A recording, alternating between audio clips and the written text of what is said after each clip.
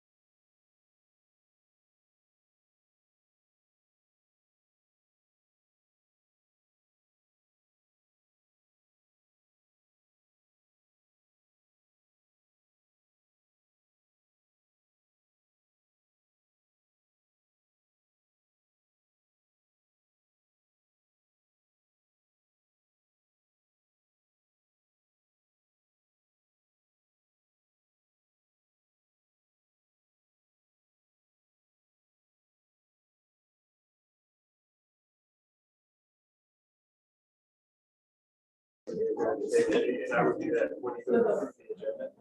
You all there, roll call through like that, any- I'm just recommending it.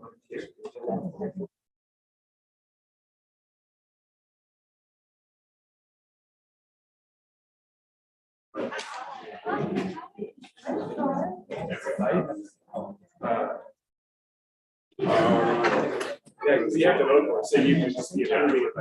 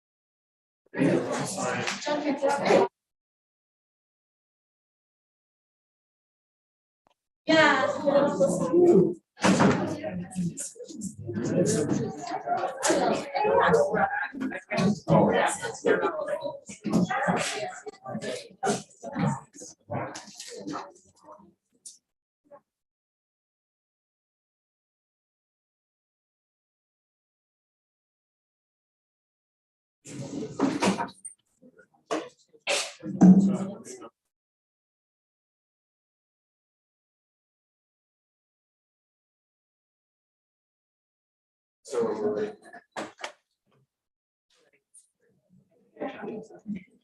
The board will now convene open session and report out from closed session. Live streaming on YouTube will begin now for open session and the Board of Education meeting. The URL for YouTube live streaming may be found on the NHUSD Board of Education webpage. If you are joining us online via Zoom webinar and you would like to provide public comment for this meeting, you may do so by utilizing the raise hand option in Zoom. If you are calling in by phone, please press 9 and wait to be called on. Community members may still provide public comments to the board prior to each meeting via email at publiccomment@nhusd.k12.cal.ca.us. There were no public comments provided to the board for tonight's meeting via the public comment email address. I would like to remind the public that we will not be responding to questions posted by those making public comments. Relative to closed session items numbers 3.1 through 3.2 and 3.4 through 3.5, there was no action taken by the board. Sorry, there was no action. And also 3.3, in closed session, there was no action taken upon that matter. May I have a roll call, please? Caldwell. Here. Canlis. Here. Ishihira. Here. Chima. Here. Gonzalez. Here. Swinhour. Okay, let the record show our president, Schwinn-Mallory, is not present. Pledge of Allegiance, if we can all rise for the Pledge of Allegiance. Towards the flag, right hand over your heart. Ready, begin. I Pledge allegiance to the flag of the United States of America and to the republic for which it stands, one nation, under God, indivisible, with liberty.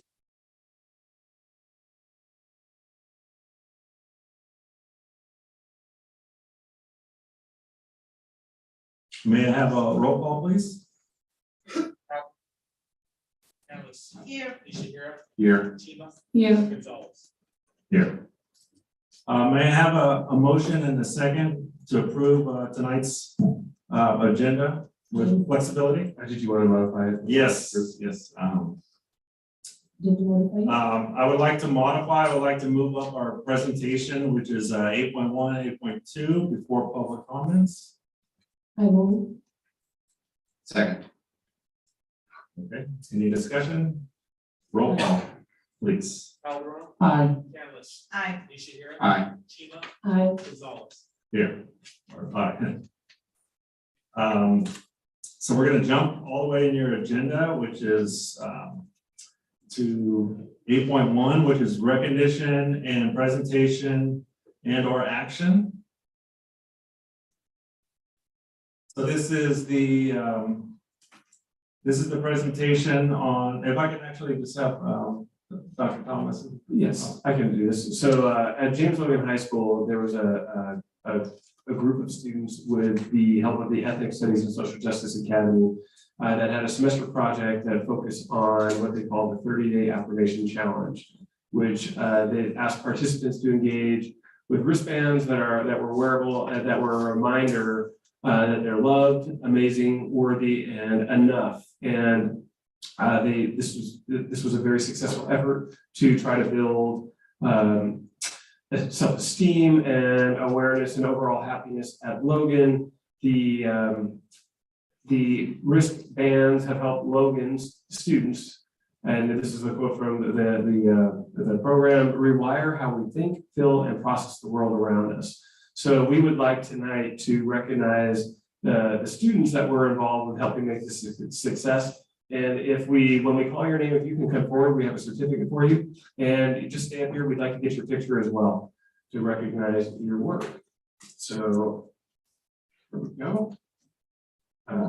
Sure. Okay. So Soraya Seumalo.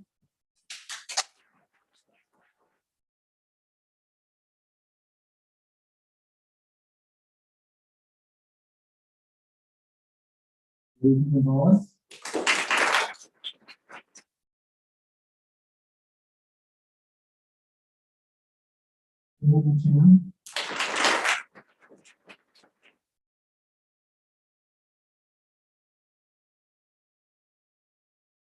La Zigo.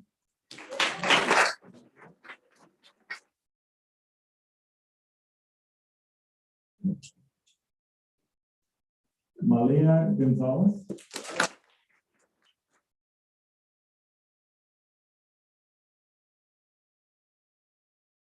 Evan Tran.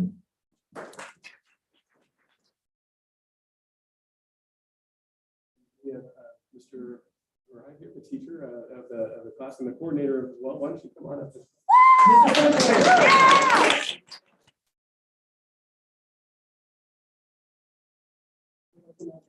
Yes.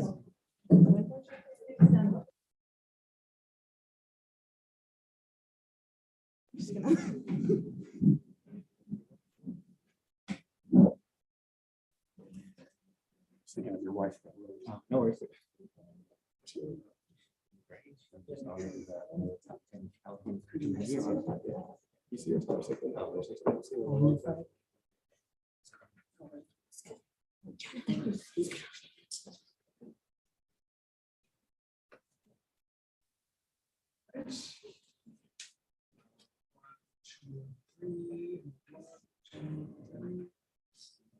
Thank you so much.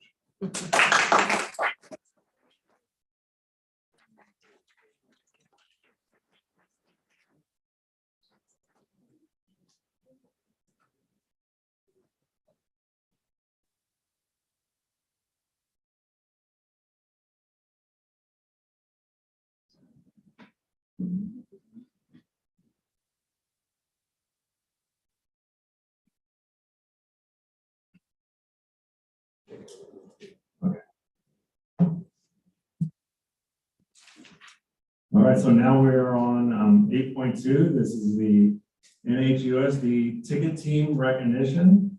And I'm going to go ahead and turn it back to our superintendent. Yeah, this is back when the pandemic hit. One of the challenges, of course, we all faced was trying to figure out how we're going to go from teaching in the classroom to distance learning. And one of the programs that we put in place to help teachers help each other was called our ticket team program, where we had teachers that were available to provide support for other teachers throughout the pandemic. And the program was recognized by the state of California for what it was able to accomplish. And the program received what is called it's a new award. It's called the Pivotal Practice Award. And it has for this year replaced the California Distinguished School Award. So it's actually, if you can take a look on the wall behind you, see California Distinguished School Awards. It's of that level of significance to have received this award. We're one of only 2 districts in Alameda County at the district level to have received this award, which says a lot about the work that the teachers did on our ticket team. So we're back in person and the job has been completed, but we wanted to recognize the work of the team and with the recognition of this award. And so we'd like to call them up. I don't know, Mr. Rance, if you want to say anything any different, or if you want to. Yeah, I think we'll just kind of There's a presentation. we'll do the presentation. We'll have, we have one member of the 2 members. So we'll call her up in just a little bit. Okay, so good evening, Vice President Gonzalez, members of the board, Superintendent Thompson. I'm John Matos, I'm the Director of Digital Services, and I'm with Kim Clint, our technology staff developer. And we are going to give you some information about our ticket team and again, celebrate their achievement of winning the Pivotal Practice Award, as Dr. Thompson explained. We can't go much farther before we kind of tell you what TICKET stands for, and that is the Technology, Innovation, and Creativity for Kids Engagement Team. Team. It's kind of like the ATM, automated teller machine. So that's my part. I'm going to hand it over to Ms. Clint for a little bit to talk about things. I'll hold on. I don't know. So the first time I stood up there before, it's kind of scary. Well, I wanted my part was to talk a little bit about how we even got involved in this. And as you all know, we all the teachers all of a sudden were teaching in their classrooms, and we were all on Zoom, and everybody had to learn all this stuff that nobody knew. I had to learn how to teach people how to do it. I didn't know how to do it. And so they got in, they started working, and they realized that they were trying to do a lot of stuff that they did in the classroom already. It didn't really translate. We didn't really know what to do. So teachers were seeing dark screens. The kids weren't turning their screens on. So we didn't really know what to do with that. But one of the things we wanted to replicate was small groups. How do you do that? Well, we thought, what we're going to do, we'll have some breakout rooms, but then you have first graders in a room by themselves. That didn't quite work. So we kept trying to do the things that we knew already. We didn't really exactly know what we were trying to do. So we didn't want to just have digital worksheets because we figured out, we got all excited. They had Cami, which is you could edit a PDF. So you could put a worksheet online and send it to the kids and they could write on it. We got all excited, but we realized, well, that's not super engaging either. So kids didn't really know each other. So how could you even have conversations with them? It's kind of hard to talk in a classroom environment when you don't really even know the other people in the class. You've never even met in person. And sometimes they were trying to post comments, and then they were replying to each other. They didn't really know each other, so it was kind of hard to do all that. And so primary kids, their parents had to help them so much. So our attempt to try to do what we already knew, it was really difficult, and the teachers were having a really tough time. And so one of the things we thought we would do is I talked to a bunch of teachers, and maybe we needed to talk a little bit about engagement. How do we make it a little more engaging? And so I'm going to talk a little bit more about that in a second, but we thought we wanted it to be fun in the classroom. We wanted the kids to be interested. It had to be relevant to them. All these things we were trying to figure out, how do we do that? How do we give them some voice and choice in what they're learning? And one of the phrases I really liked was the best classroom management tool is an engaging lesson, which, no matter whether you're in person or you're in Zoom, that makes a lot of sense, but how do you do that? And so that's what we were trying to explore with TICKET. I think, is that? Yeah, okay, so here's the team. So this is our team, and this is the team this year. We had a couple different people last year too, and we made a bunch of different projects together, and Caitlin's here. Yeah, Caitlin. We met every month. We had kind of a theme every month, something that we wanted to talk about, something we wanted to learn as a team. So like one month it was just about engagement. And so, we kind of read some books and I think, okay, sorry, John. I'm gonna look to Okay. That's right. So, so we were able to fund the ticket team, and really what the ticket team was a curriculum leader stipend. And so we were able to fund these stipends for these teachers using some COVID one-time money. And again, the idea was this is a team that Kim's going to talk about a little bit more, that whose job was to do a little learning together and then put together resources for their colleagues that could be shared and really help to increase the engagement during remote instruction, because that was admittedly a really tough time to be a teacher. And so we posted the vacancies, we talked to the principals about what the gig was, and they went out and talked to some of their more tech inclined teachers. Kim did a little recruiting on her own in order to make sure we can get representation at all the schools. As part of the curriculum leader stipend, we asked these folks to sit on their site's instructional leadership team, as we wanted to make sure that these folks had, a voice at that table and that their experience could really be heard. One of the things we also did to kind of as a starting point is we bought, not only did we buy all the ticket team members a copy of the distance learning playbook, but we also bought site administrators and their instructional leadership teams copies of this book to really help as best we can kind of transition from a traditional in-person classroom environment to this remote instruction. And so this was the starting point, but you'll see that the ticket team really did take it a bunch further. And so Kim's going to take just a couple of minutes and kind of describe some of the things that they've worked on. Try to do is we tried to have some themes that we thought were really important in that the book just before that John showed. It talks a lot about engagement, student engagement. So we kind of started there. There are lots of strategies and things to think about, and so I think that one is the first one we made was the engagement. And so inside of the engagement, that is like it's a PDF, but it's a slide deck. But there's like games and strategies. It's not just games and strategy, but it's also some apps you can try. And we really tried to use apps and do things that are free and stuff that we didn't have to pay for. So if we already have a subscription to WeVideo, so we talked about that. There are a lot of apps that are free, like apps that are freemium. That means they're partially free. And so we try to really talk about a lot of those things too. So we weren't trying to buy a bunch of stuff.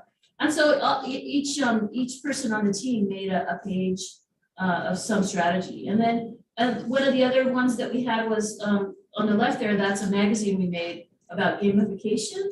So we all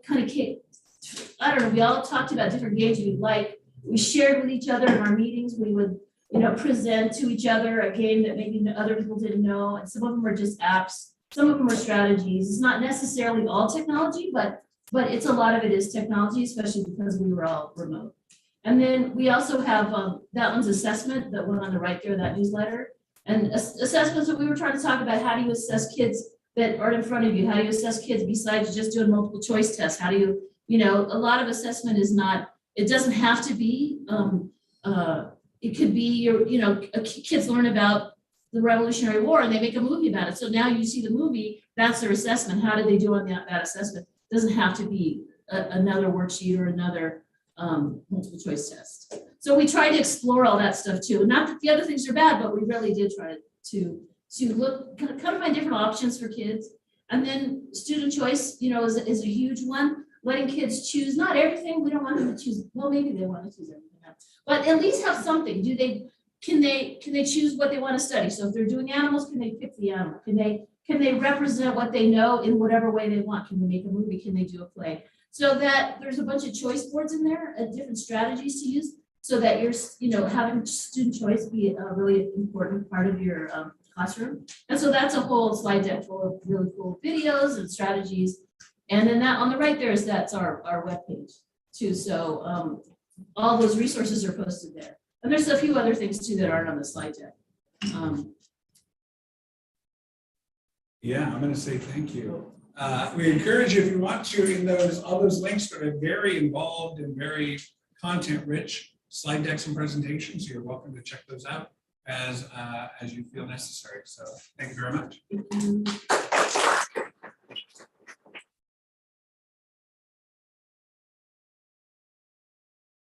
President Gonzalez, if you would like to call the names out, I'll hand out. I don't know how many people are here, but. It's just, We just have Caitlin's here, just Caitlin Giron's here, Okay, and Kim, obviously. okay, so just the two, I'm sorry, that's, we have two, Caitlin. All right, so, well then, Caitlin, why don't you come up, and Kim Flynn, why don't you come up, and we'll get a picture with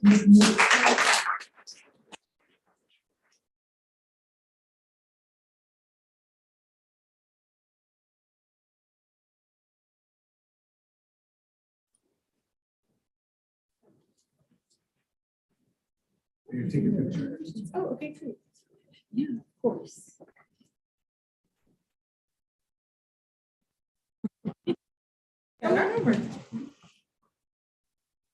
His microphone. Yeah. All right.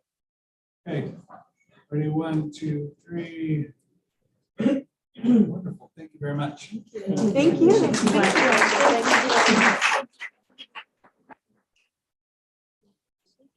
Thank you so much. I'm sure the kids have fun.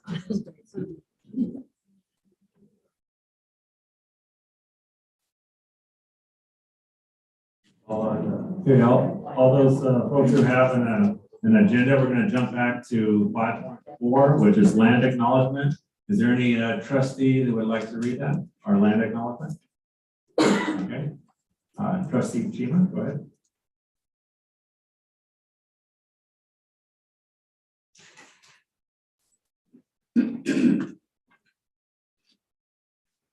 The land acknowledgement will be read at this time of the meeting. We want to open up this meeting by acknowledging with respect and love that the land we are on today is the traditional ancestral homeland of the Ohlone Chochenyo First Peoples. We recognize and thank the Ohlone people as the original stewards of this land. Indigenous people must not be spoken about in past contexts, as if they left on their own accord, when the real cause were white supremacy, manifest destiny, and US colonization. By recognizing we stand on the occupied indigenous territory of the Ohlone people, we recommit ourselves to listen to Native leadership and stand in solidarity with people struggling against systems of oppression throughout the world, past and present. Thank you.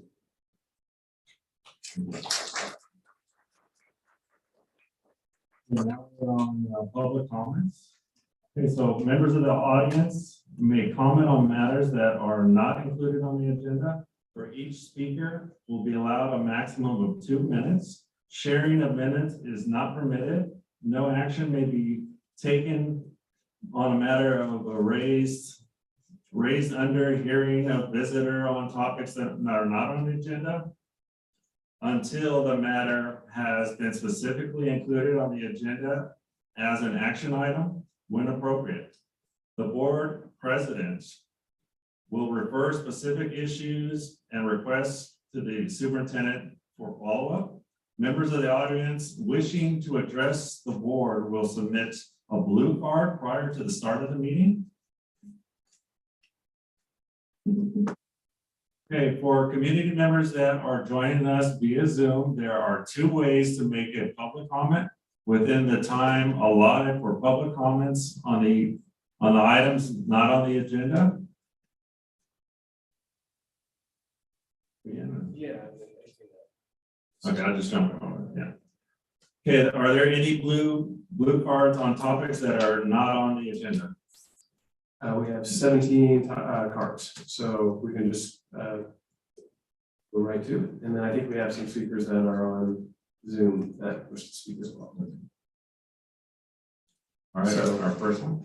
Okay, first one is NHTA President Joe Lance.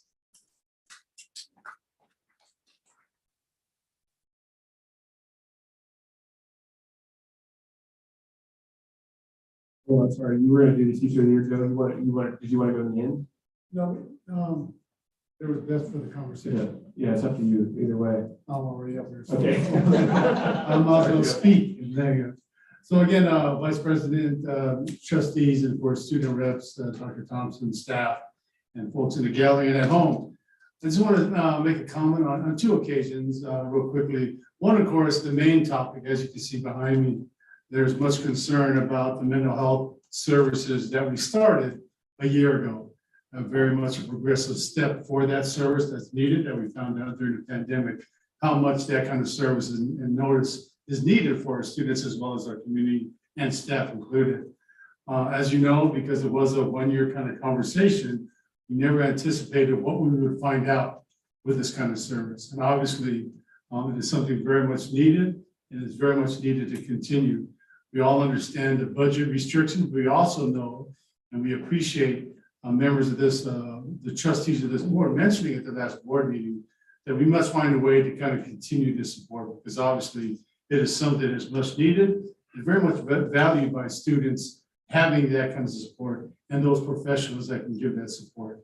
So we're looking forward to working out that kind of ongoing consideration for that service. I know it's going to be a task to do, but I think as we see here too, and I'm sure the comments later will kind of show that that kind of interest is needed for a different kind of priority for services in here in New Haven. With that one, I'll just mention really quickly, right before the board, we had a reception that recognizes our return to participation in Teacher of the Year, and also recognition of that Teacher of the Year award in the name of our recently passed teacher, Casey Rodriguez, in her honor, because of her epitome of being that kind of service for students and the community, just doing it day in and day out, and also served as a reflection for us in these past 2 years of understanding that we do much more than just teach. Our connection with students is very much needed and should be recognized. And so with that in mind, going forward, we'll be returning back to Teacher of the Year Award in the honor and remembrance of Casey Rodriguez Teacher of the Year Award. Thank you.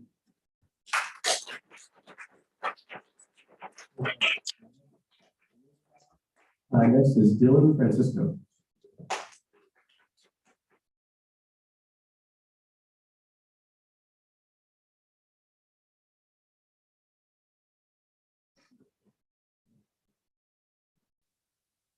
Good evening, everyone. My name is Dylan Francisco, and I'm the behavioral health provider at Italy Cruz Middle School.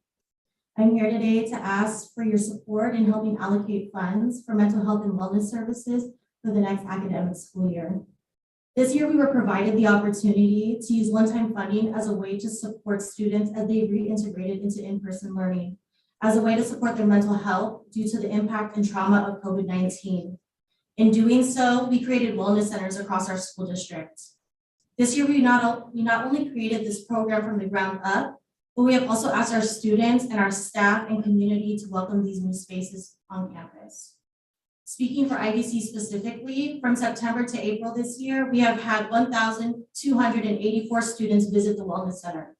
That is an average of 160 students monthly who have utilized the space for drop-in hours during lunch, one-on-one check-ins, individual and group mental health counseling, as I am an associate marriage and family therapist.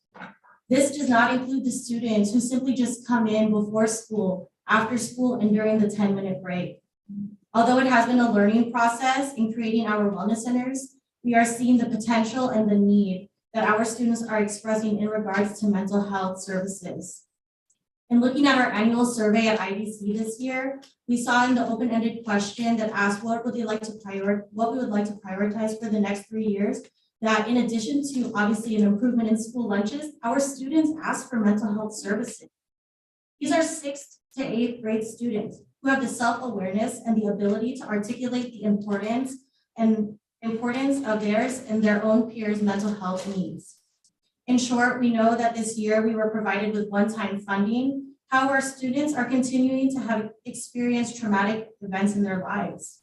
Developmentally, we know that they are going through changes as they are building self-awareness. They're also trying to make sense of who they are and how these things impact them. Thank you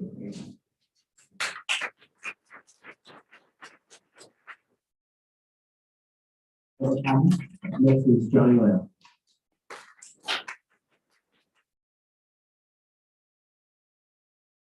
Good evening, everyone. Let's try to learn a social emotional lesson right here in 2 minutes. Imagine right now the ESC is on fire. The fire alarm goes off, you're gasping for air from all the smoke. Will you A, try to run away to get to a safe spot, or B, finish the rest of the items of the agenda? Simple answer, right? Of course, it's more important to get to safety because your mind can only focus on survival. Now, imagine you're a student in crisis. Classmates talk about their grandma making lunch for them, and it triggered a recent memory that your grandma passed away from COVID. In many ways, you are on fire internally. Your brain has an internal smoke alarm called amygdala. It is triggering your survival response. You're suffocated by intense emotions. What do you do now? Do you A, get to a safe space to calm down and regulate? Or do you B, finish the worksheet in front of you? Of course, you try to go to the safe space. But wait, option A actually isn't available anymore because you realize there is no safe space in school. Wellness center is closed. Your counselor is busy with 4 other students in line. There's only one social worker in the entire district who you have never met. Since there's no safe space to go to, and you don't have the mental capacity to focus and learn, what do you do now? Without first feeling safe physically and emotionally, there is no learning that can happen. Every school site is full of students in crisis right now. Our schools are on fire. Are we prioritizing money to put out that fire first? Or are we spending money on other stuff while our schools are burning down? I often hear we don't have additional funding for mental health services, but why is mental health considered an additional piece, but not the essential piece? Our social workers and mental health professionals are the firefighters for emotional safety. Can you imagine having only one firefighter to serve our entire community? We need to prioritize funding to provide more direct support for students' emotional safety. And once they get timely support and feel safe, they can then return to learning and excelling in school. By the way, what the board did last minute to move the public comments on mental health after the presentation was not okay. It shows the priorities of the district at the moment. We need to change now. Thank you.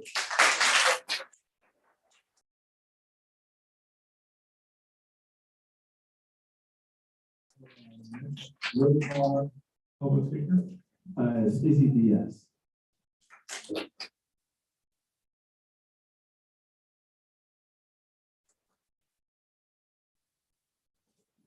I'm a little bit smaller than Johnny.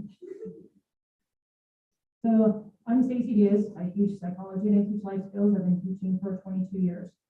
And don't get me wrong, I do support having multiple facets, multiple options to the betterment of children's overall or students' overall well-being. I have no objection to Care Solace or another outsourced organization.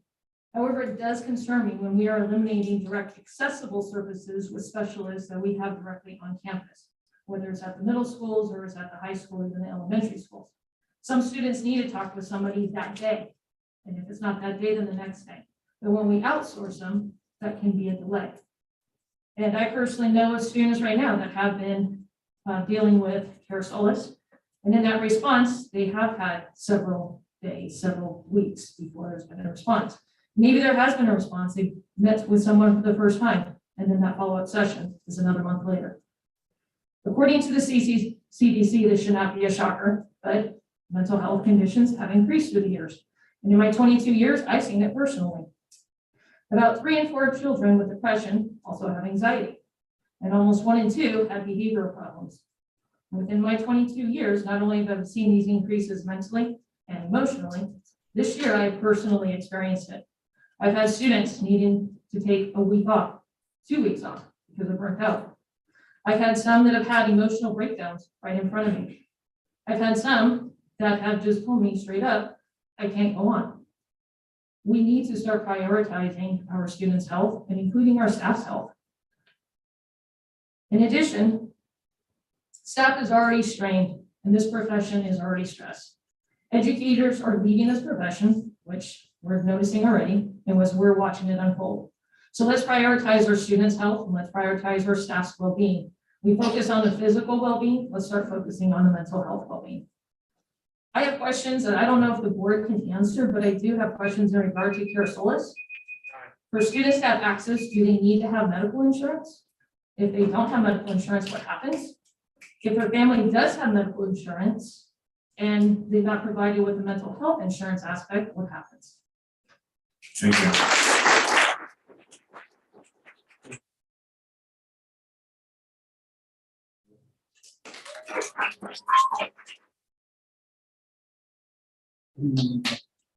First of all, I just want to thank you all for honoring the vision and the commitment that our young scholars from Ethnic Studies and Social Justice Academy had in creating the ESSJ Affirmation Challenge for the Logan community. Its impact was definitely felt, and it's definitely been a positive thing for a whole lot of students at Logan. It's definitely a great thing that these young adults are being recognized for their efforts in creating something tangible and engaging for the Logan community. But we should also recognize the many young scholars, some of who are sitting here today, who work tirelessly on their own time outside of class to create safe spaces for themselves, to create support networks where they couldn't find them before, right? Whether they were on campus, whether they were in lunchrooms, whether they were off campus as well. And it's definitely important to point out that what the students did and what the young people continue to do is definitely out of the ordinary. And it's definitely went above and beyond what we expect from our scholars on a regular basis.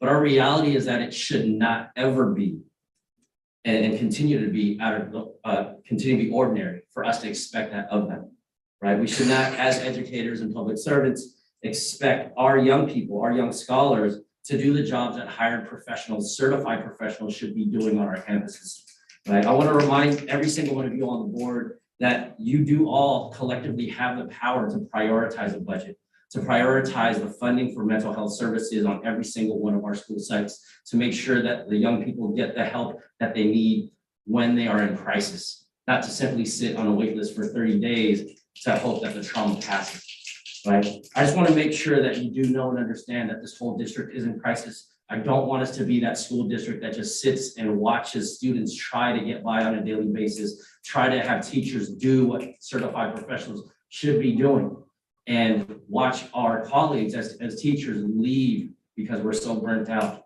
right, from counseling students, helping them out outside of the classroom rather than actually really teaching in the classroom. Thank you.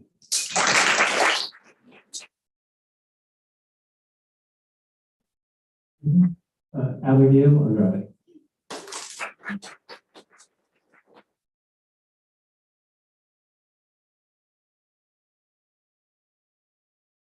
Good evening, board members and superintendent. Tonight you will hear important and valid reasons for prioritizing mental health in our school district, and I fully support the reasons given.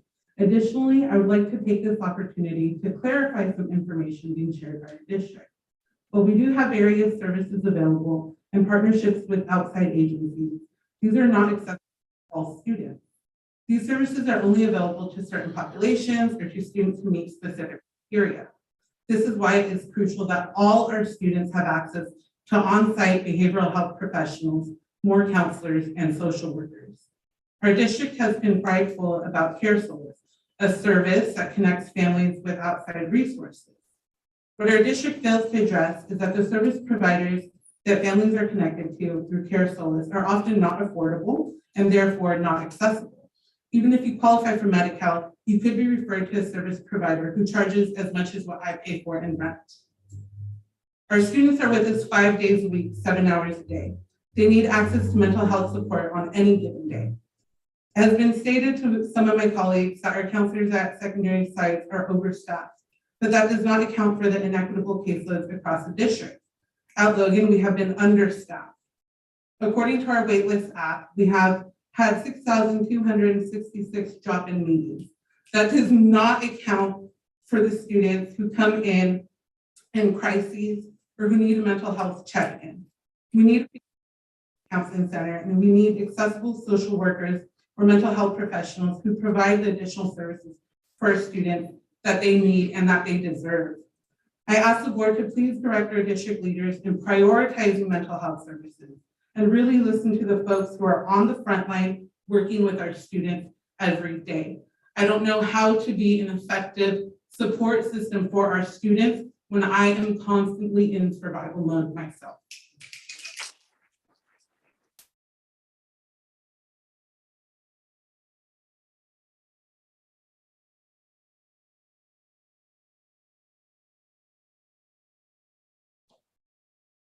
Good evening, members of the board. My name is Lori Tong. I teach math at James Logan High School, and even though I may be a new teacher, I have been bred by the district going here K-12 and not going back to be a teacher.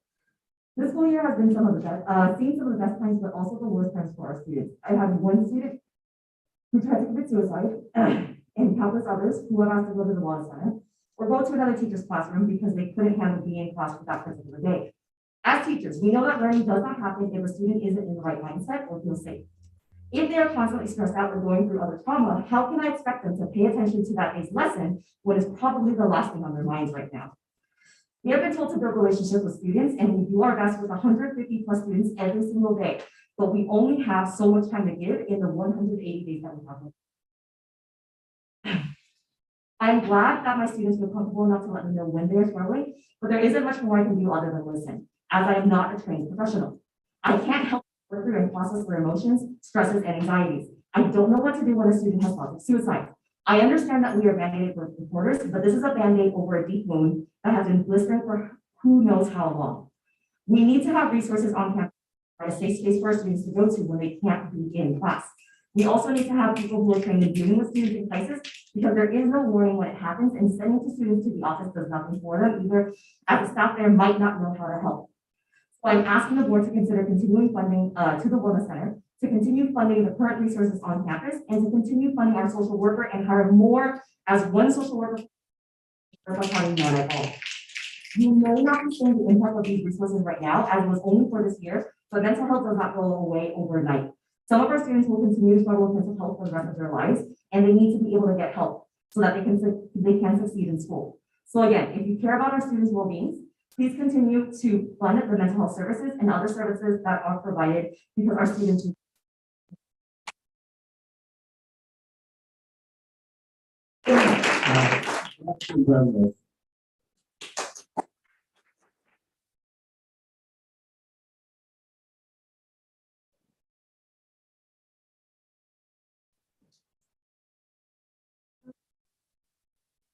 IUC, and I have to be honest, the Wellness Center has saved my life this year. I know it has saved a lot of people's lives, and when I heard that there might not be a Wellness Center next year, all I could think of was, what about the other kids' lives? What about the people who are going through the hardest times in their lives, not wanting to get up the next morning? Who's going to save their lives? That's all I could think of when I heard that there might not be a Wellness Center to speak here. I was going through a really difficult time in my life, transitioning from virtual learning to on-campus learning. And one of my friends finally said, Jasmine, you have to go to the Wellness Center. You have to at least talk to somebody about what's happening. And so that's the first time I talked with Ms. Dillon. And then I saw her almost every week for the next 8 months. And I've gotten to know her. I've gotten to know the feeling of the place, the room itself. Everything there helps you, from like the smell of the air freshener to like the colors on the wall or the posters and messages. Everything there has helped me. And I feel that's really important for people who go there. They want some place to be inviting, and that's what they get. When people are having a really hard time or just a really bad day and they don't have anybody to tell, they go to the Wellness Center. So I think that if you really want to save kids' lives, and make that a priority instead of making them do tests and do learning all the time without giving them a break, I'm asking you to please take into the lives of the children who are going through the worst time in their life, and they have nobody to talk to. So please, thank you.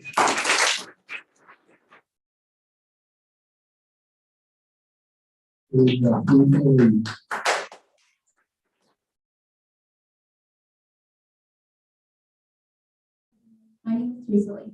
I'm currently a junior at James Logan High School.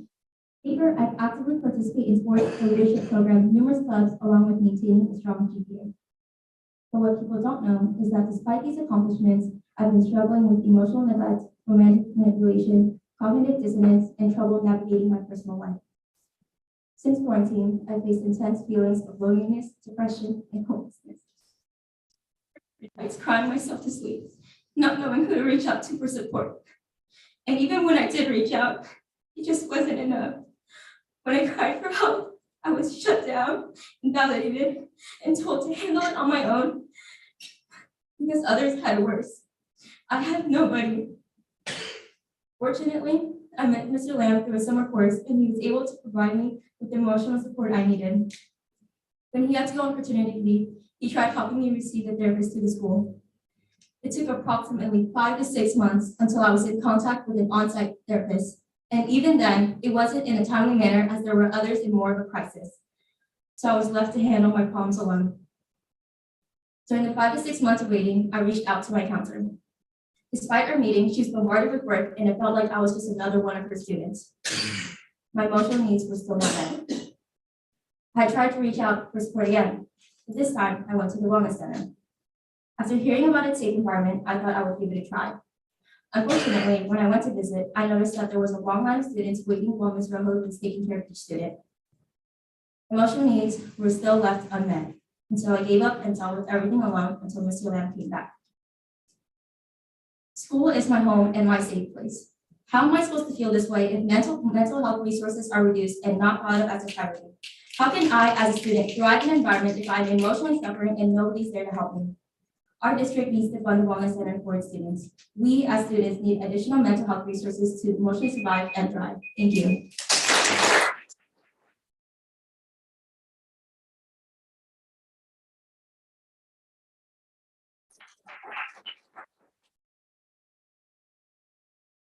Good evening, everyone. My name is Joseph Prado, and I'm currently a junior at James Logan High School. I'm the chairman of the Outreach Committee of the Student Initiative Committee. Our main purpose is to help create a better atmosphere at James Logan. One of our main, for lack of better words, projects was a survey, and a large majority of the students who responded all said that they have experienced some type of mental health crisis at Logan. From my personal experience, I've seen many students that are in crisis and they don't know who else to turn to, except for a few teachers, for example, Ms. Manny and Mr. Santos. While it's nice that the teachers take the class time to step outside and talk to those students who are in crisis privately, it takes away instructional time during class for the rest of the students in class and the students who are trying to learn. These teachers are also not trained professionals and they don't really know how to help those students in need. These teachers are burnt out from compassion fatigue because they are not mental health professionals and they don't know how to best help students move forward. While we do have a wellness center and a behavioral health provider available, my friends and I have tried going to the wellness center on multiple occasions. It is often closed or the behavioral health provider is busy dealing with another student in crisis. We obviously have a lack of wellness staff here at Logan, and next year, what is going to happen when the wellness space is closed at all times, or when there is no staffing at all to run it? Where will students in crisis go to seek for help? This is why we need more on-site mental health professionals to support the well-being of students on campus. Thank you. I'm Maya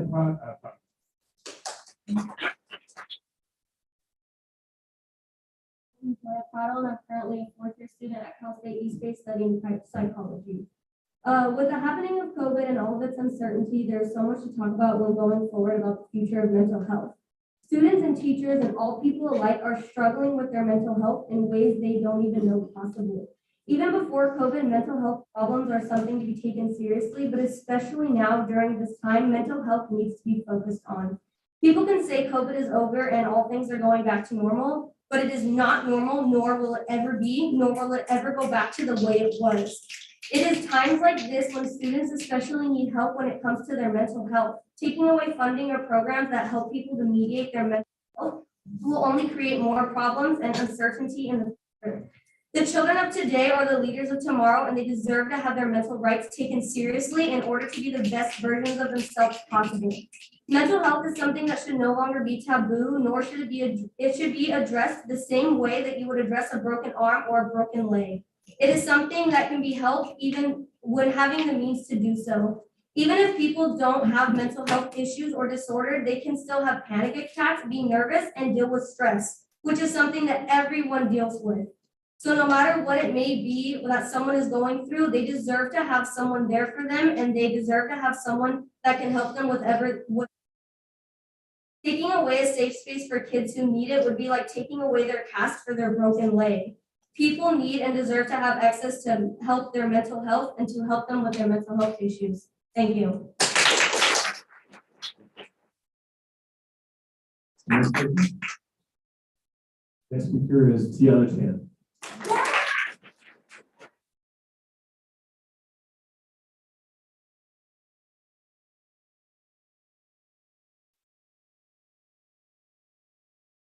Into high school, I noticed something disheartening.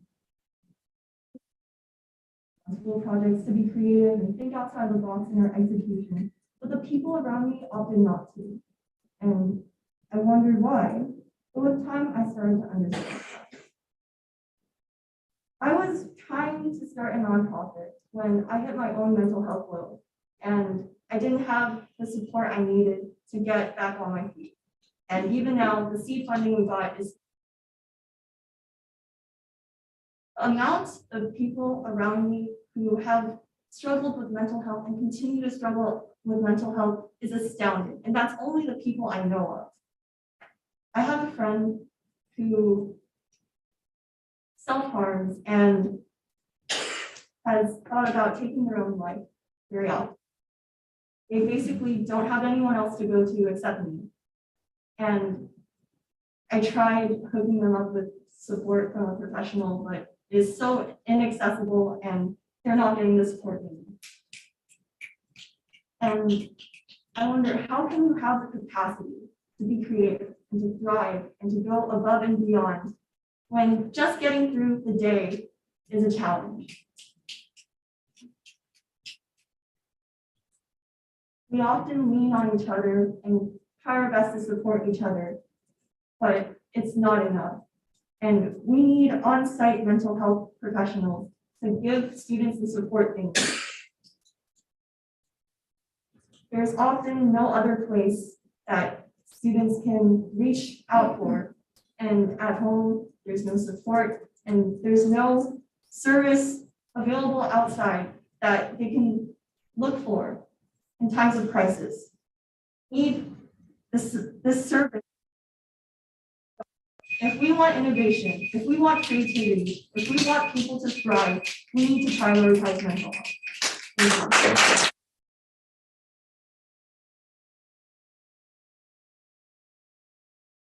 Thank you, Soraya Shimayo.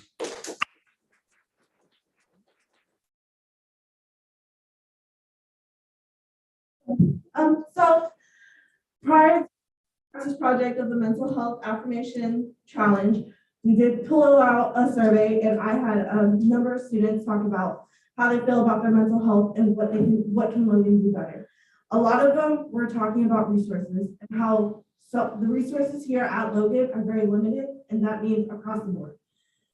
If we get more mental health resources, that can better help us with our academic learning. Because as said before, a lot of the teachers have been getting taken out because students are talking about teachers that they're comfortable with. With that, that's taking us away from our learning, and because of that, like not learning that much. If we get more mental health sources, better our mental health, then we can be a better school, and we can, do better and have greater, I don't know how to say, mental. So I definitely think a lot of these responses are always talking about how the mental health that is here at school is not really advertised enough. It's not open enough. We don't have resources for it. With the crisis, it's never open. And when it is open, it's always busy. No one, or Ms. Rojo, I give total props to her. Once, and I talked about how she's overwhelmed with it. She's burnt out.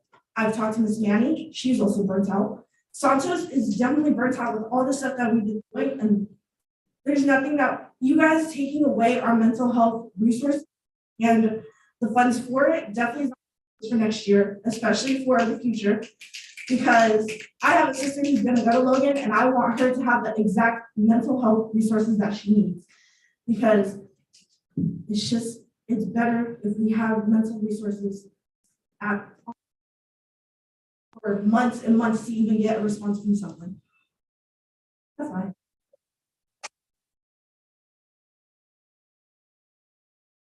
Speaker is Karen Taisao. I'm sorry if I mispronounced your name. Taisao.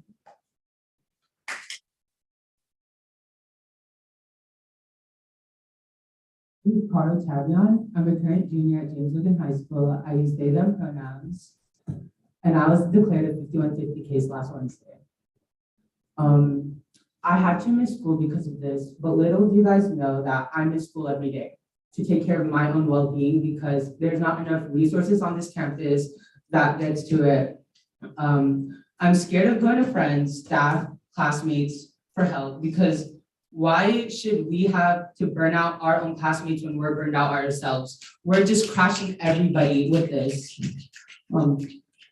And from what I've heard, you guys want to get a trained professional to train teachers. I just don't understand why you don't get more mental health resources.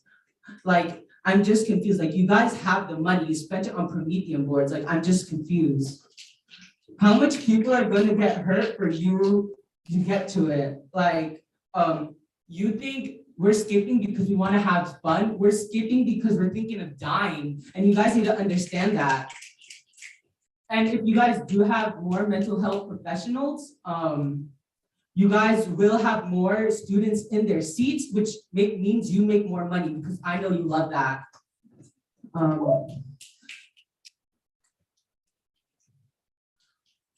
Our mental health is not an additional fee, it is a must, and you also must understand that. And for further notice, don't try silencing me with the presentation. I'll just be louder. Thank you. Bye.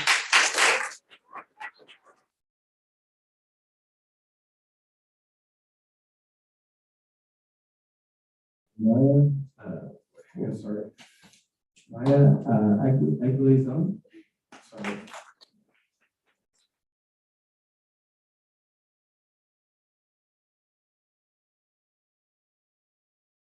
Hi, my name is Maya and I'm currently a junior at James Logan, and I'm here to express my concern in regards to the lack of on-site mental health resources on our campus. On-site mental health resources is such a vital necessity if we want students to feel safe and heard. Currently, people refer to the Wellness Center to be that main source, but the thing is that it's not always available to students. I used to go to the Wellness Center fairly often during first semester to decompress and hang out with my friends in a safe space during lunchtime. But as time went by, it was just always closed. And so me and my friends just kind of stopped going. And this is really unfortunate for the ones who need immediate support from the teacher who runs the center, Ms. Rojo, which only works part-time, or who only works part-time. I have multiple friends who has reached out to Ms. Rojo for support, but eventually was unable to anymore because their schedule was full with helping with other students. Because of this, students have on certain teachers because they're the only support they have on campus. But the thing is that teachers are teachers. It's difficult for a class to properly function if students are constantly coming in whenever they're going through a crisis. Plus, it makes teachers more prone to burnout, and teachers' mental health is just as important as ours, us students. And this is why I'm asking you guys, the school board, to offer or to provide funding in order to offer more direct on-site mental health resources for us students so more specialists can attend to our needs. If you take a deep look at each and every one of these students, we have so much shit going on in our lives. And since school is the only place we go to every day, or since school is one of the places we go to every day, we want it to be a safe space and comfortable for everyone.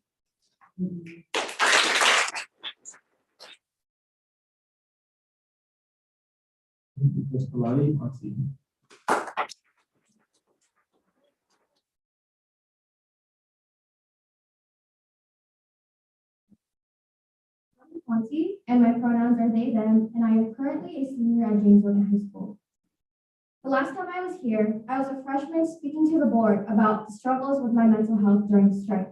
I stand before you today as a senior leaving high school, still addressing the ongoing issue of thoughts of self-harm started when I was around 9 or 10 years old. It took up until my suicide attempt when I was 14 years old here at Logan to get professional help. And even then, with the 504 plan as the only support from the school, Teachers couldn't properly support me, and some even denied me the accommodations that I needed. And this has led me to fight for mental health now. It should not be a child's responsibility to fight for mental health resources while we have our own mental health issues as well. I was 16 years old when I first started organizing in 2020 during the pandemic and virtual learning. We stayed up for hours losing sleep because we knew the importance of this issue was not only for ourselves, but the generations that come after us. While working under the student-led organization called SAFE, we had an overwhelming amount of suffering with mental health issues during the pandemic, and we had to support ourselves. This year, we had to create our own spaces to help with students with their traumas, while also helping students and admin with sexual assault and harassment awareness because we do not have enough trained professionals on campus who can help us. We had admin sending students dealing with sexual assault trauma to students I've organized with, while the work we were doing as kids made us relive the trauma that we were put through. It is crucial for us to have trained professionals on campus because it hits too close to home when I hear there are children kill themselves when they shouldn't even know what that means. I shouldn't have known what that meant.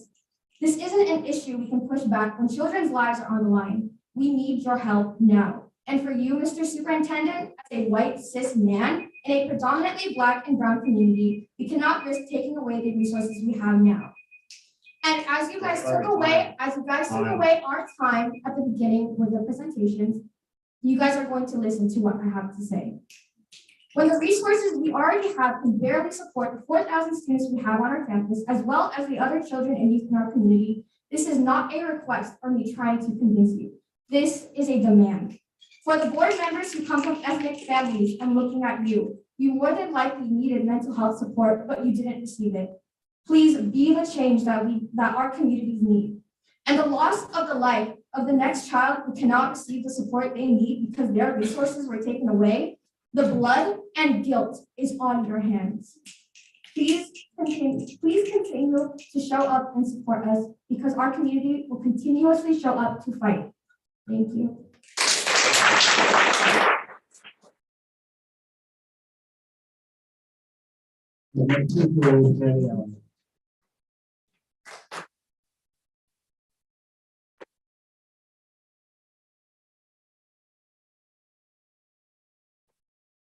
Evening. So I'm here also to talk about mental health. And I'm speaking of it, I'm going to be selfish tonight because I give so much to everybody. Tonight I'm going to talk about me. How it affects me. So on a daily basis, I have about 200 students throughout all of my classes. And in addition to those 200 students, I have an additional, I would say anywhere between 40 and 50. And they come to my class every day. Some students, I will see them for like 2 weeks straight. They're not my students like on my roster, but they are in my class because they are in this situation where mentally they can't go to class. And I'm just surprised they're coming to school. In fact, I had a discussion with one student who is always in my room. And I asked them, why do you come to school if you are not going to go to class? And their response was, this is my safe space. 529 is my safe space. I love my students. I love each and every one of them. I'm exhausted. I'm absolutely 100% exhausted. Not only am I teaching all day, but I'm also pulled out of class because students I'm having an anxiety attack. Can I please talk to you? Or this just happened to me. Can I talk to you? And so I'm finding myself being pulled in hundreds of ways, and I'm not enough. I am not enough to help these students. I cannot. And I don't think that we need to keep what we have. I think we need to add more because students are not able to learn. And when we want to question why are they outside of the classroom roaming around the school, we need to talk about why are they doing it rather than pointing fingers at them and telling them go back to class. We need to sit down with them and talk to them, but we do not have the resources. I will stop there, but please, I beg you, please, we need more.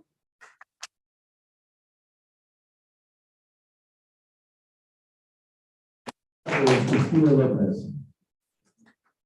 Sorry, Christian Lopez.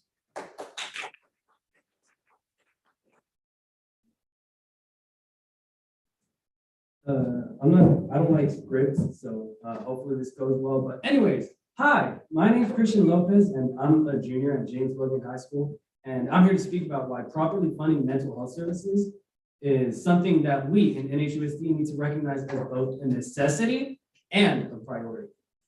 So, personal story. 2 years ago, I had something that left me feeling extremely lost. Over the global pandemic, I found myself feeling sad, angry, and completely overwhelmed. I felt that I had no one to talk to and mostly kept everything to myself. Over time, my mental state had gotten worse, and by the time we returned to in-person learning, I could barely walk around campus as I was riddled with anxiety and paranoia and like just all the bad stuff everywhere I went. But thankfully, I was able to go to the Wanda Center to talk to Ms. Rojo. And through going there over the course of the school year, I was able to process it and I was able to overcome my trauma. I can now confidently walk around campus and feel normal again, and that is all thanks to her. I could not even begin to imagine where I would be if I didn't have access to the center or help from someone as amazing as Ms. Rojo. But although I might have been able to move on, there are still so many students who are suffering and have no one to talk to. Like, I have Kaiser. Kaiser checks in once every 2 months, virtually. I actually missed my phone call because I had final today. No offense to you, Ms. Strong, I love you. What's it called? But like, what I want to say is, besides that, our counselors, they are not trained in psychology, and they're not able to deal with these issues that some of these students are. They are not. What are they going to do when a kid says they want to kill themselves? They can try to offer their help, but that is not their profession. That is not what they are meant to do. And besides that, we do not have enough counselors to be able to deal with the sheer capacity of students that are there. It is crucial for the well-being of our students that our board members understand that mental health is not something that you can shrug off and avoid. Students cannot just take a couple of days off and come back feeling better when they're physically sick. They are not able to take a couple of vitamins and forget the absolute horror I'm sorry, that we've gone through. Okay, that is all I got. Thank you. Thank you.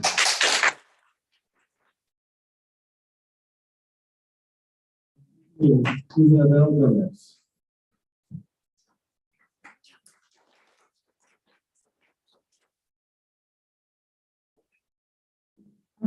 Everyone, I'm Isabel Gomez. I goes to James Logan High School. I'm a freshman. First off, I would like to recognize that our school is losing our mental health students. As you all know, it's disgusting to see that this district even has to make this topic a decision to make. Kids, as small as elementary schools, are talking to their wellness centers about suicide. I'm honestly really worried for my younger sister's futures as well, considering that they were discussing that today. My little sister is already facing a lot, and she's just a 4th grader. But her elementary school wellness center has been like the greatest thing for her. I've never seen her talk about something so much. The centers make a huge difference, even though you may not know it, because all you guys see is the outside, and you don't see the inside and what actually happens. All these students are seeing nowadays is experienced in the past. And most people will just push aside their feelings because they're so young, but it's not just that. Suicide is being talked about, and this just all speaks for itself. If we get rid of our mental health spaces, how do you expect kids to succeed? Without having any emotional support, kids cannot focus on actual school, which is what they're meant to be doing. If schools are always talking about mental health, why is it so important that we're all here today and we still have to continue fighting for it? Please keep this program available for us.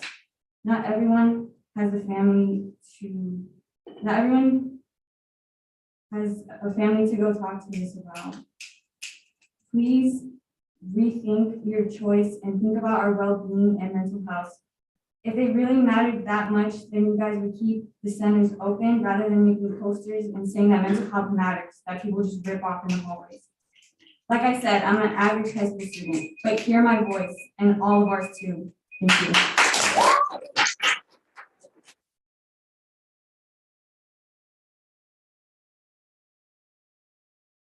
And next is Freshman, Cooper.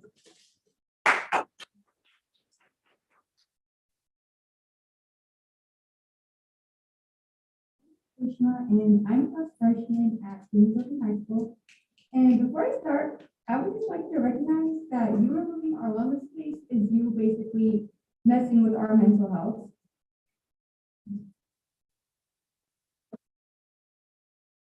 Part of high school for me, and it's really kept me going.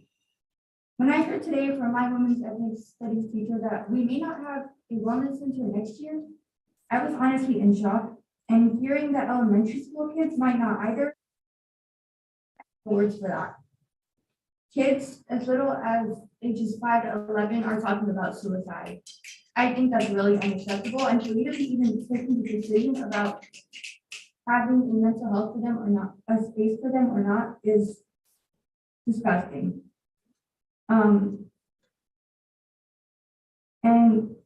that was really short, but before I end, I would just like to say that my school is always talking about mental health and making us announcements over the speakerphone in lunch when no one can hear about how mental health is important. And if it's really that important, I think you guys should keep it open. This shouldn't even, like, we shouldn't even be here talking about this and making it a decision to decide this. Thank you.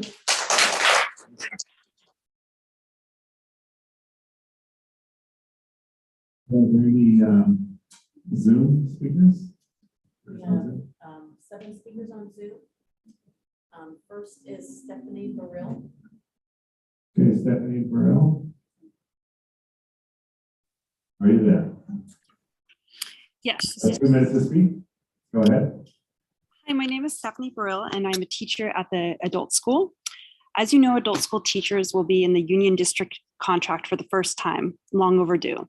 I want to explain why for us this is monumental and not about a token raise, but about truly closing the gap between our situation and that of other district teachers.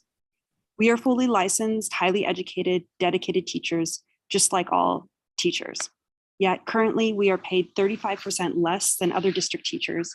We don't have the same sick leave. We don't receive stipends as other teachers do, and our educational level isn't accounted for in our wage steps. This situation is no longer viable, which is why we sought to join the union and fight to be recognized in this way. Today, we are asking for the district to correct this glaring disparity and for pay, benefits, and rights commensurate with our district counterparts. Parity, no more, no less. Beyond teacher salaries, the district has been steadily decreasing funding to the adult school in the years leading up to the pandemic. Yet the district's ending balance this year is close to $40 million. Moreover, the revenue from California state income taxes continues to surpass projections, which is very good for all public schools. So bringing adult school teachers up to the level of other teachers and fully funding the adult school isn't a question of can, it's a question of values. This is why we feel it is important to tell everyone about what it is we do and how we are a vital resource in the community. Choosing to support and value the adult school teachers is choosing to support the adult school students.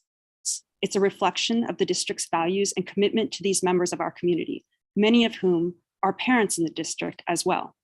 We hope that with heightened awareness about what it is we do and the value of the adult school in the community, the district will reevaluate, reverse course, and reinvest in their commitment to adult education. Thank you.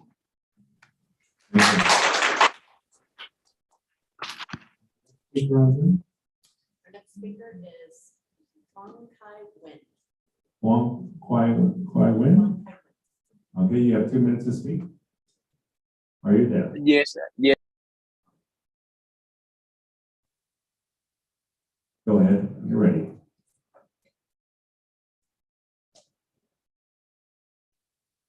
I think we lost him. Yeah, good evening, school board director. First, I appreciate what unions do for the community's immigrants.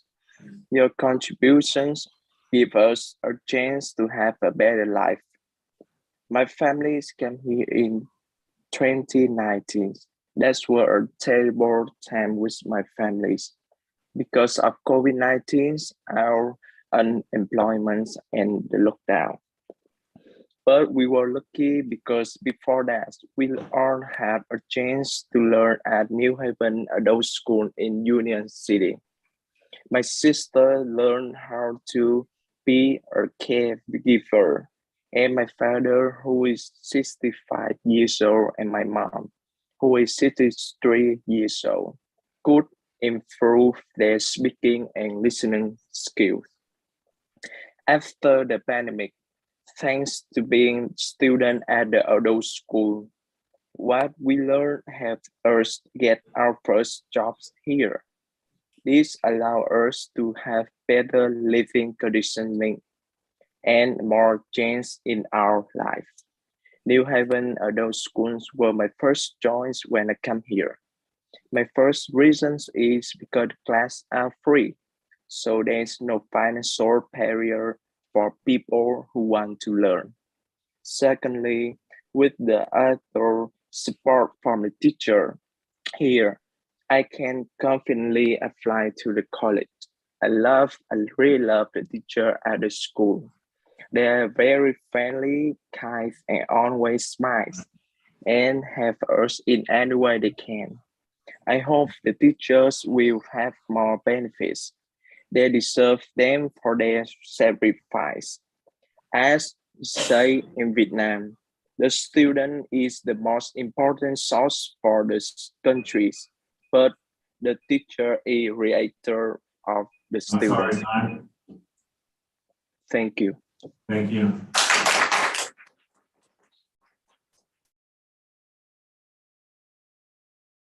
Is Caleb Ocansey? Caleb, are you there? You have 2 minutes to speak.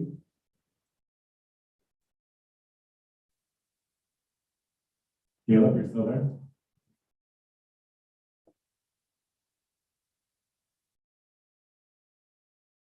Caleb, when you're ready, go ahead.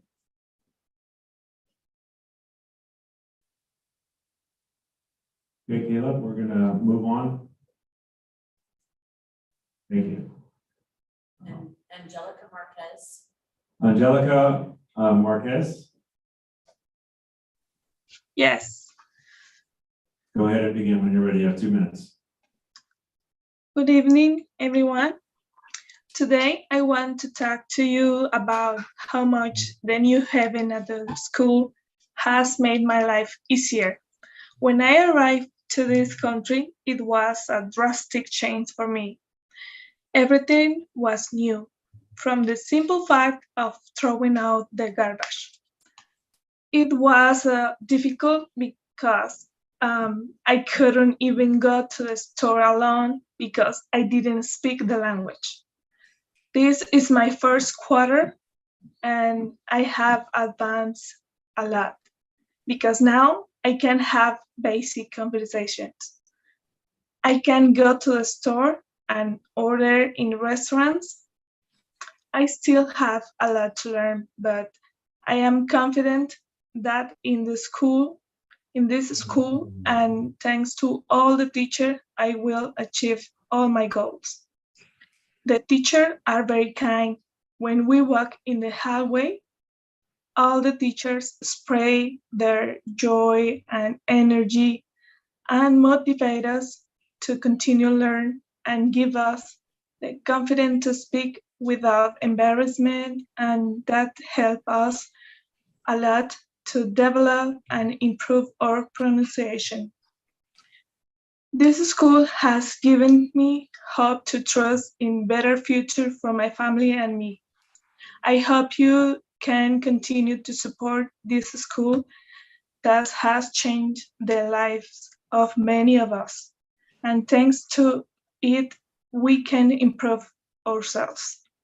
Thank you. Thank you. This is the absolute last speaker. Oh, we have 2 more? No? Okay, 2 more. 3 more. Okay, Greg Snelling. Greg Smelling. Are you there? Hold on.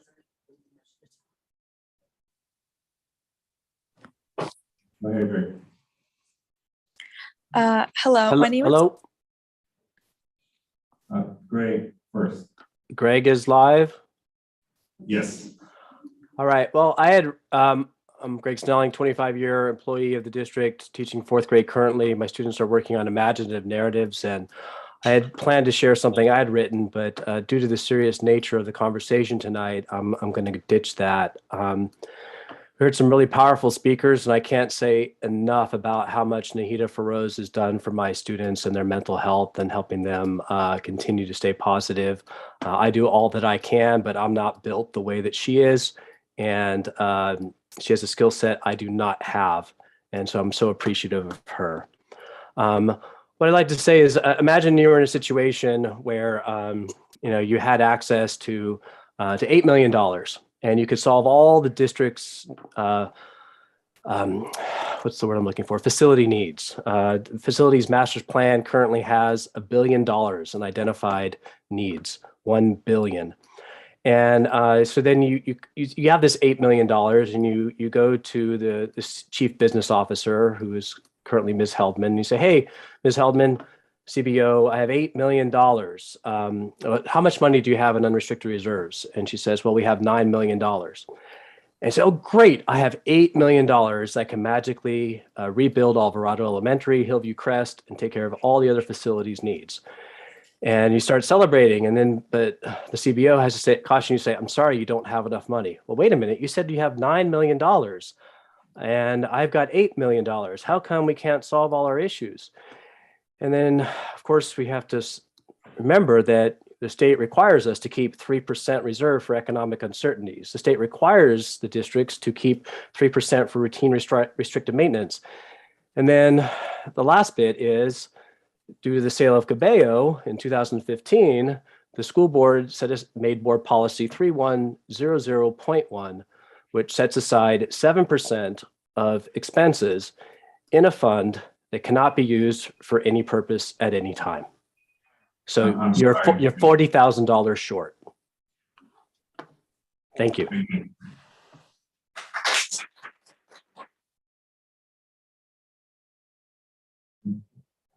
Next speaker is Camila Villanueva. Camila Villanueva. Oh, hello. My name is Camila Villanueva. I'm a senior at James Logan High School. Throughout this meeting, I've noticed that there's a lot of teachers here, and I'm sure that they know that some of the most important things to take into consideration when building relationship with students is that students need to feel the sense of trust and stability. However, how can they trust the school or the school district if it's constantly funding and defunding these services that they most desperately need? For example, my support system, that is a staff member at Logan, has been on and off campus since she's not available due to personal reasons. Although she's given me alternatives and that they have been very helpful, when I go to the centers or other counselors, they're drowning with work. And although my problems are just as important as everyone else's, I can't help but feel that I'm taking away from these other students who may be going through worse. So I'm left to just deal with these problems on my own and not be able to take help that the school should be giving not just me, but other students equally. And that's it. Thank you.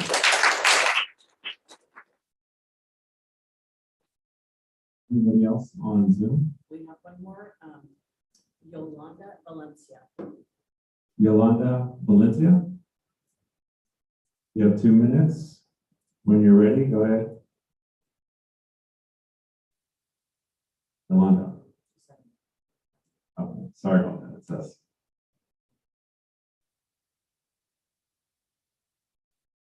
Yolanda, can you unmute yourself? Hi, Yolanda. can you hear me? Yes, we can hear you. Okay, great. Thank you so very much. Good evening. I am reaching out today in regards to my son, Vincent Diaz. He is 10 years old and attends Cyrillus Elementary. He's in 4th grade. This is his first year attending in person, as he came from Patterson Elementary School in Fremont. On April 21st, 2022, there was a situation that occurred while at school. A student came up to my son, started scribbling on his paperwork in the classroom. My son asked the student multiple times to stop. Later on at recess, the same student came up with multiple other students calling my son names. And after school, the same student, along with 10 other people, came up to my son. They were video recording. It was all premeditated.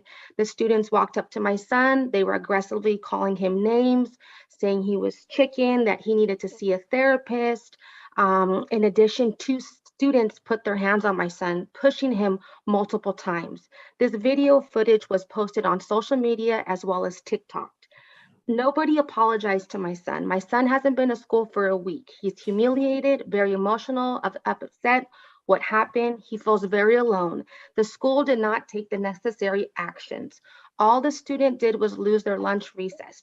You hear and see on the news that this is bullying, and you see children are taking their lives. I was told by the administrator this was not bullying. As I'm hearing today while being on this call, mental health is so important, and they need the support, for the mental health.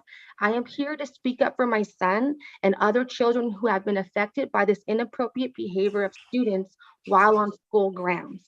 We need to come together, and my son's situation needs to be heard. Bullying is to seek harm, intimidate, hurtful, threats, abuse, aggressive, dominate, and I was told by the administrator that this was not bullying. At this time, Thank you, time. I'm sorry.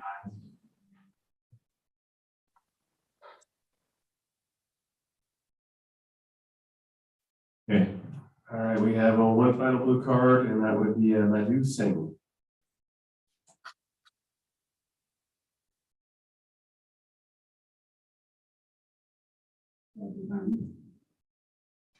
I'm sad that we are here for life. Please don't take away whatever little bit is left. One of my baby was sexually assaulted in school when it was in session. And after a few weeks, the first person she shared this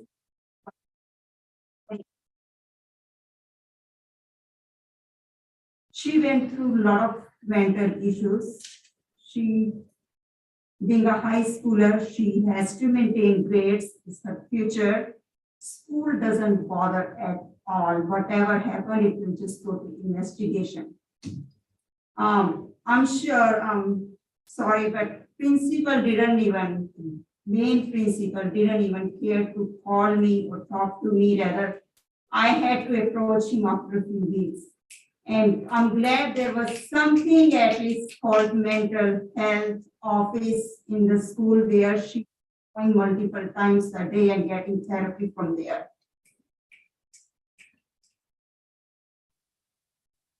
Understand, even I didn't know the importance of this office until my daughter personally went through this.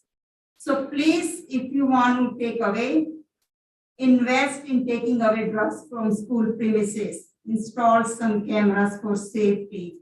Probably we will have little bit less mental health cases that way. That's all. Thank you. Public comments for items that are not on the agenda. Before we go on to items that are on the agenda for public speaking, I just want to say this, the part that I did read, I said, members of the audience wishing to address the board must submit a blue card prior to the start of the meeting. So any other school board out there would have said, hey, no, we would have been done an hour and a half. But because we are reactive, we really do care about what our body, our community has to say. We let it go on. We let it continuously go on.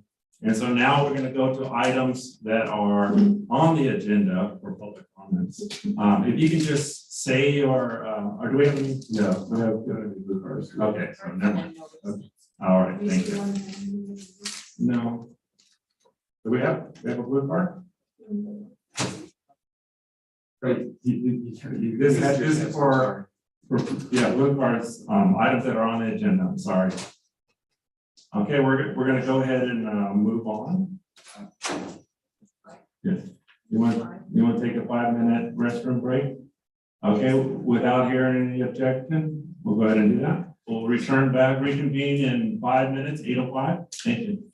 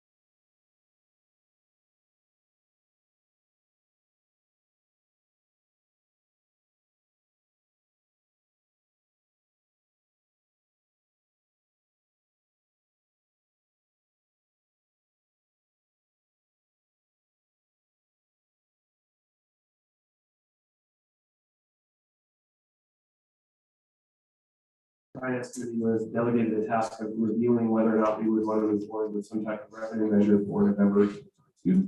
And with that, I'm going to turn it over to our Chief Business Official, Ms. Hellman. Yes, good evening, Superintendent Thompson, Vice President Gonzalez, and members of the board. Annette Tiltman, I am your Chief Business Officer. Oh, it's finally working.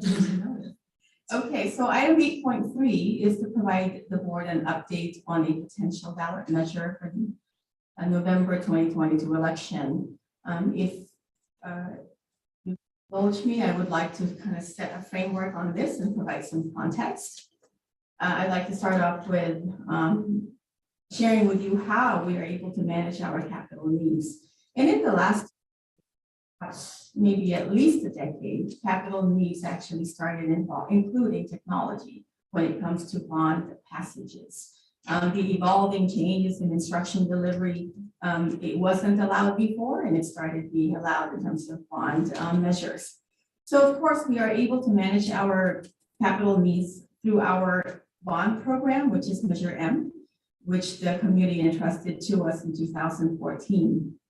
Now, issuing a debt in the form of local bonds is not atypical because there really only are a handful of ways, if not less than a handful of ways, that public school agencies like us can raise funds to address ongoing, emphasis on ongoing, capital needs. Those mechanisms are in the form of developer fees, selling real property, redevelopment agencies, certificates of participation, or a fancy way of saying we are going to borrow money.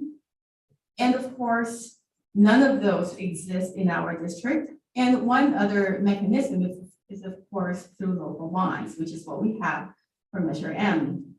Now, the state does help sometimes, mostly also in the form of bonds, because now and then the state would pass some state bonds.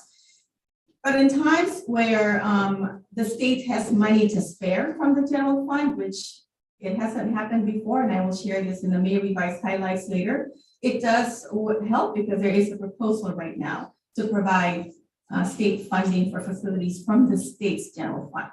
Now back to Measure M. Capital projects under Measure M actually didn't start until at least a year later, and that's due to the first issuance of Series A and all the normal work that happens with regards to public works.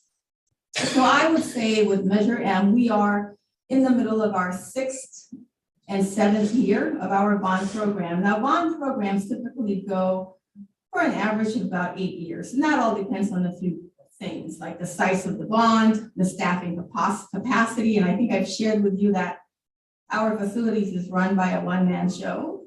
State approval timelines, we're seeing a lot of delays, labor shortages, supply chain, we can add to that the pandemic. With that as the background, the board has been exploring since 2018 and discussing the topic of another revenue measure. A handful of surveys were conducted between that time through 2020 on the feasibility of a revenue measure. Now, lately, the discussions became more focused on the general obligation bond, considering the success rate and the true and tested support of the New Haven community as shown, since 1987. As mentioned by Dr. Thompson at the recent meeting of the Budget Finance Committee, the committee discussed the importance of outreach and engagement in order to rally our community behind the bond measure. The committee recognized that it is a process and it takes time. And with that, the Budget and Finance Committee agreed to recommend to this full board that to suspend this effort and not go for a bond measure this coming November. So item 8.3 is not an action item. However, staff is looking for directions. Essentially, the question would be, does the full board support the recommendation of the Budget and Finance Committee? Or are there any or different or additional types of directives to staff? And I will end there if members of that committee would like to comment or would add anything.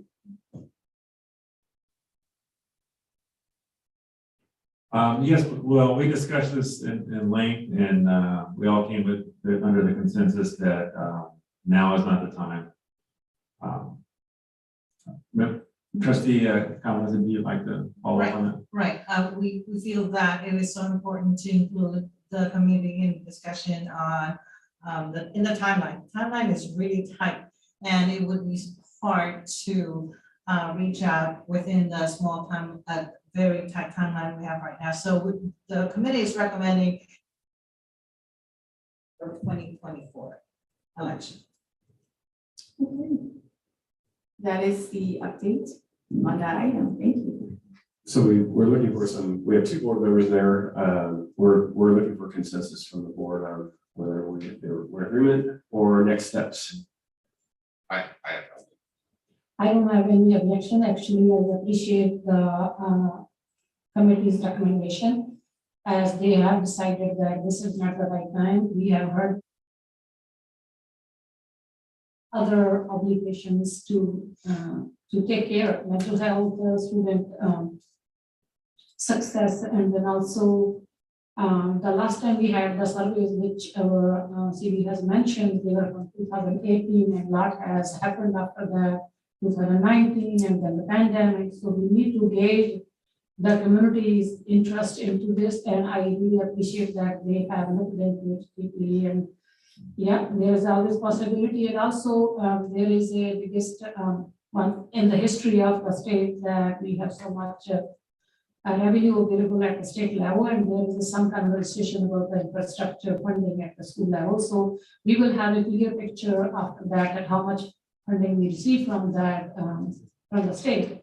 And then if there is a need, then there is always possibility to explore it in 2024. I really appreciate your due diligence in this matter. Thank you.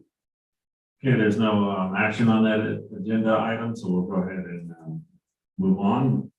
8.4, Universal Transitional Kindergarten Presentation. Can you guys hear me? Yeah.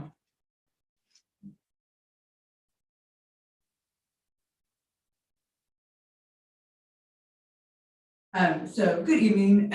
My name is Michael McKelvey, one of the directors at K-12 Instruction. And so today I'm going to be presenting our plan for the rollout of Universal Transitional Kindergarten, or UTK.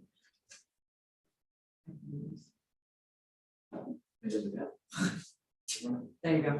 As you may know or may not know, back in September, the legislation passed something called AB 130. AB 130 actually pertains to something called P through 3, which stands for preschool to 3rd grade. And it's a new way of looking at what support systems we offer all of our students in California as young as 3-year-olds with preschool, and how they transition all the way up to 3rd grade. Within that P through 3 bond of AB 130, there's this thing called UPK, that stands for Universal Preschool. And it's the idea that by 25-26, all children in California from the ages of 3 to 4 will be offered options to attend preschool, or, as you can see, transitional kindergarten is within that package. So it's all kind of a larger package. Why TK? One of the things they found is that TK has a great impact on student success as they go through schooling. So for example, TK students are more prepared for kindergarten and early literacy skills, but the impact doesn't just stop in kindergarten. For students who have attended TK in middle school, we find that those students have higher math scores. They're more likely to enroll in honors classes, and they are also students who are less likely to have a routine. But more importantly, what they find is that for students of color and for students who are English language learners, the achievement gap for them actually lessens and closes with greater access to high quality pre-kindergarten or transitional kindergarten. So with that said, what you can see on this timeline is we have a couple of years to roll out universal transitional kindergarten in our district. On the left-hand side, you can see what we currently do. We enroll our own transitional kindergarten classes right now if they have a 5th birthday between September 2nd and December 2nd. We don't have a child to student ratio within those classrooms, but as a district, we try to keep them to 25 students. Starting next year, we're going to push out that enrollment to February 2nd. And the state of California is providing funding for us so that we can bring that student to teacher ratio down to 12:1. If that makes sense. And starting in the next year, we'll be pushing that enrollment out to April 2nd, with the idea that if it is funded, all districts will have a student to teacher ratio within their classes of 10:1. If we can't get funded for that 10:1 ratio, the 12:1 ratio will stay in place. The next year we push out to June 2nd. And finally, you can see when we roll out universal TK as a district starting in 25-26, we will actually be enrolling students who turn 4 by September 2nd. So it is a shift in the makeup of that transitional. Because of that shift, there is also going to be some new requirements around credentialing. Not only will teachers have to have a multiple subject credential to teach transitional kindergarten, but they're going to be looking for teachers who have at least 24 childhood education units or a child development permit. Or as a district, we can look at their past experiences teaching, for example. And if they taught preschool in the past, we could say, well, that's an equivalent kind of thing so that they can teach transitional kindergarten. So that's a one change. And to understand what the class makeup is going to look like as it changes, you really need to know what we do right now. So right now we have a ratio in our classrooms of 1 teacher to 24 students. We have TK classes at all of our elementary sites. In addition to that, we have two-way dual language immersion classes, one at Zeros and one at Emmanuel. And we have a handful of kids that are enrolled in our PLA class. For those students who do not qualify for TK currently, we have an MOU with Cadango, and Cadango is one of the places that we try and offer parents an alternative to TK through preschool. More importantly, though, for our students in our district who are identified as students with IEPs, some of those students are 3 or 4 years old, we do have a co-taught class. That co-taught class has a Cadango teacher in it, as well as a new grade and unified school district teacher, and they co-teach that class together to make sure that the students are meeting their needs of their IEPs. So what does it mean for next year and beyond? So from beyond that, we will have a child to teacher ratio of 12:1.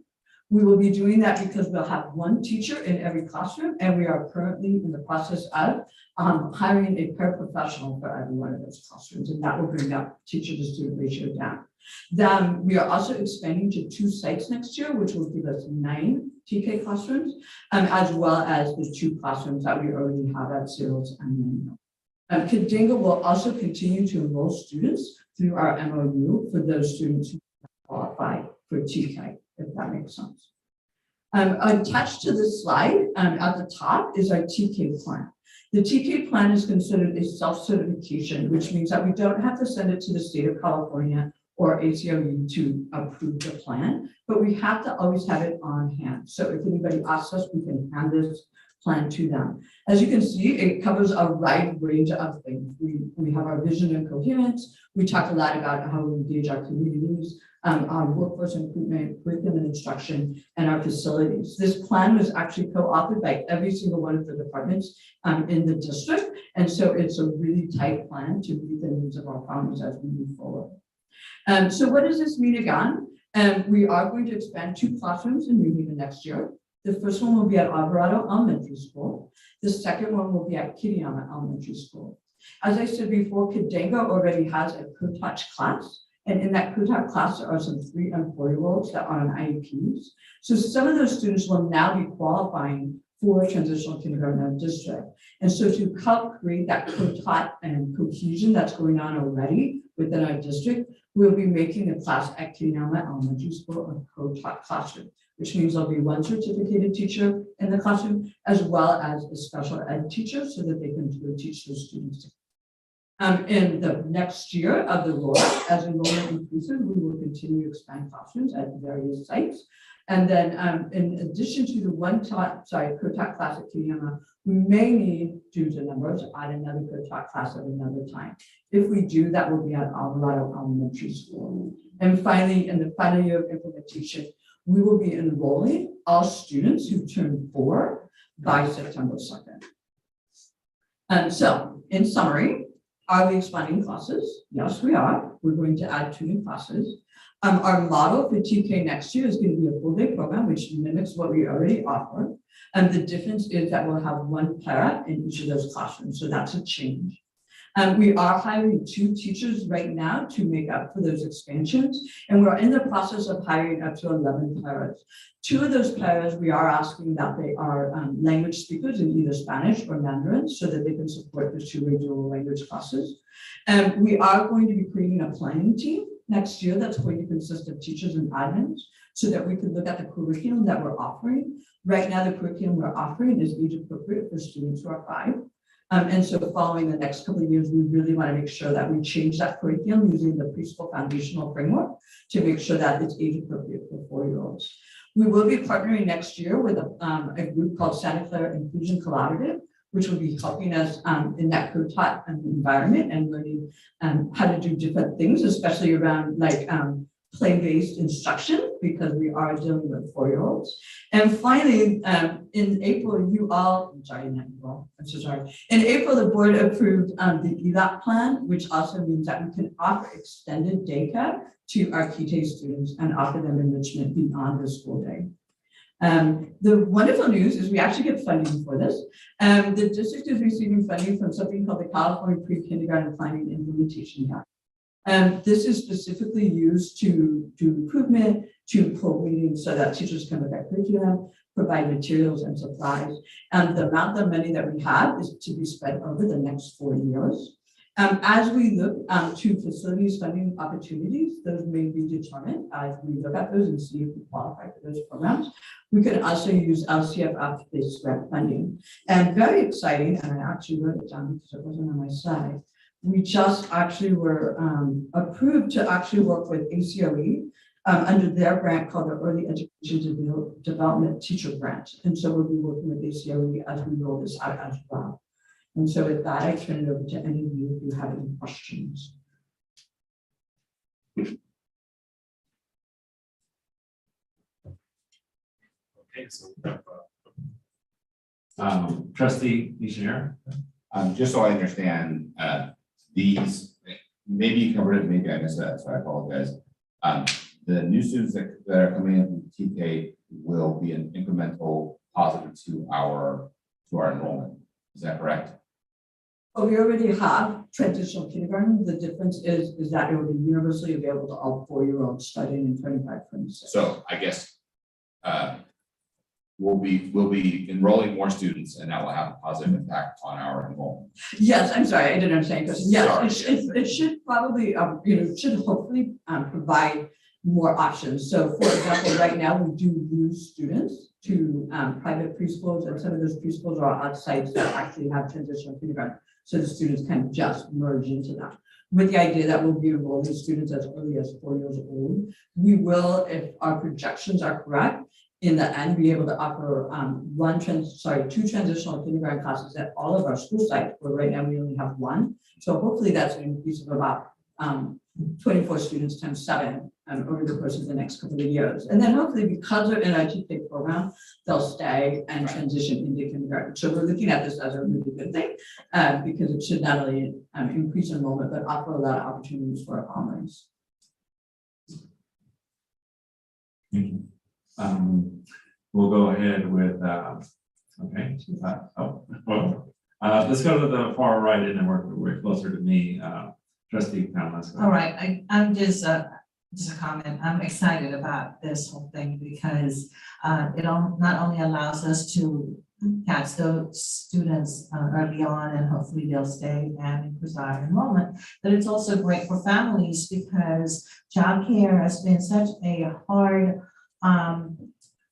thing to find for a lot of our parents and families. And so this will allow them to be able to access quality care for our kids and will free them to be able to go and work without having to worry too much about where would be their young ones. So I'm excited. I've been hoping for a long time that this would happen. Actually, it would be happening gradually, but that's good news. That is happening. Thank you for the report. So I am also excited, like Member Dallas has mentioned. It has been a long time coming. I do know, because I was born and raised in India, they start education early, so it does help to the students or kids. And especially in the environment we provide in our schools, the play-based learning and, quality time. So, so my comment to the staff or ask to the staff is that many parents, especially the minority parents, they don't know that they can enroll their kids at the age of 4. So when I talk to some of the parents in community settings, then they say, really? It is not 5-year-old anymore. So we need to have a campaign to educate parents so that before they go somewhere else, they need to come here and live in schools. So that point, maybe we can use ethnic media, some small kind of campaign to let parents know that they can enroll their kids at 4. So one more thing, some parents, they have already start inquiring. And this particular parent went to Glen Eastern, and there was like some kind of orientation, I believe. And then they were told that the student to staff teacher ratio will be 24:1. They were very concerned about that. I said I will inquire about it. So I'm glad to find out it will be 12:1, right?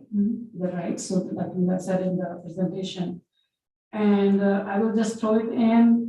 That teacher might not know, but then she also mentioned to the parents that she will not allow the parents to volunteer in the class, but we need to find out what is the policy for the volunteer. I know because of COVID, some teachers, they are sons, but then we need to, if you can send us the policy, what is the policy for parents to volunteer in the class, especially in the younger students class.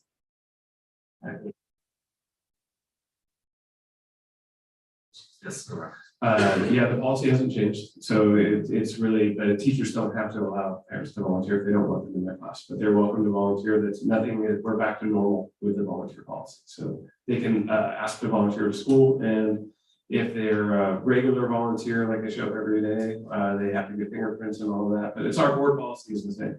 It hasn't changed. So, but again, if you're a teacher, it doesn't mean that you have to allow parents in your classroom if you don't want to. So that's an individual piece there. So that they should, that any parent interested should inquire at the school, and maybe there's another opportunity. It's a 24:1 teacher to student ratio, but we're gonna hire a paraeducator. That's another person, there'll be 2 adults in the classroom though. That's the distinction there. And we have been advertising all over the place for early TK. So if you know of some place we're missing and a way we could get to them, let us know, and we'd be happy to target some efforts that way. But we even have it on our buses driving through the city. So it's we've been trying. I mean, that enrollment in general is fine, but at the age of 4. That's right. That's what we're saying. Yeah, we have been getting that out there. Right. But maybe there's some place that we've missed, and if we can send flyers or target social media or whatever, just let us know. There's some place we're missing. Thank you so much for the beautiful presentation. Thank you for the presentation. We're going to have to move on. If there's anything else. Does that conclude your, I'm sorry, does that conclude your presentation? Yeah. Okay. Thank you. Okay, we're gonna move on to informational items. Okay, so this is 9.1. Mr. Pisani, go ahead and present on the required quarterly reports regarding complaints filed under the Williams complaint procedures. I can handle this guy. It's just our normal quarterly report that we have for submission. We did have 2 facilities-based complaints that we addressed. Okay, moving on. This is 9.2, and I'd like to bundle 9.2 to 9.3 because Ms. Hillman's up here giving her Measure M Citizens Lawn Oversight Committee report, and then rolling right into the governor made budget revision update. We will bundle the 2 items. Good evening once again. So the 9.2, the Citizens Bond Oversight Committee, one of their major tasks is to put together a report to be presented to the governing board. This is that report for the fiscal year ended 2021. They started working on this and they actually formed this subcommittee to do a lot of the heavy lifting, but they did report back to the full committee at every meeting that we held to update the full committee of the progress. So the annual annual report subcommittee is comprised of 3 people. And like I said, we tried to facilitate their meetings with them. A lot of it were Zoom, if not most of them. The work started after the books for 2021 were audited, which of course was in January.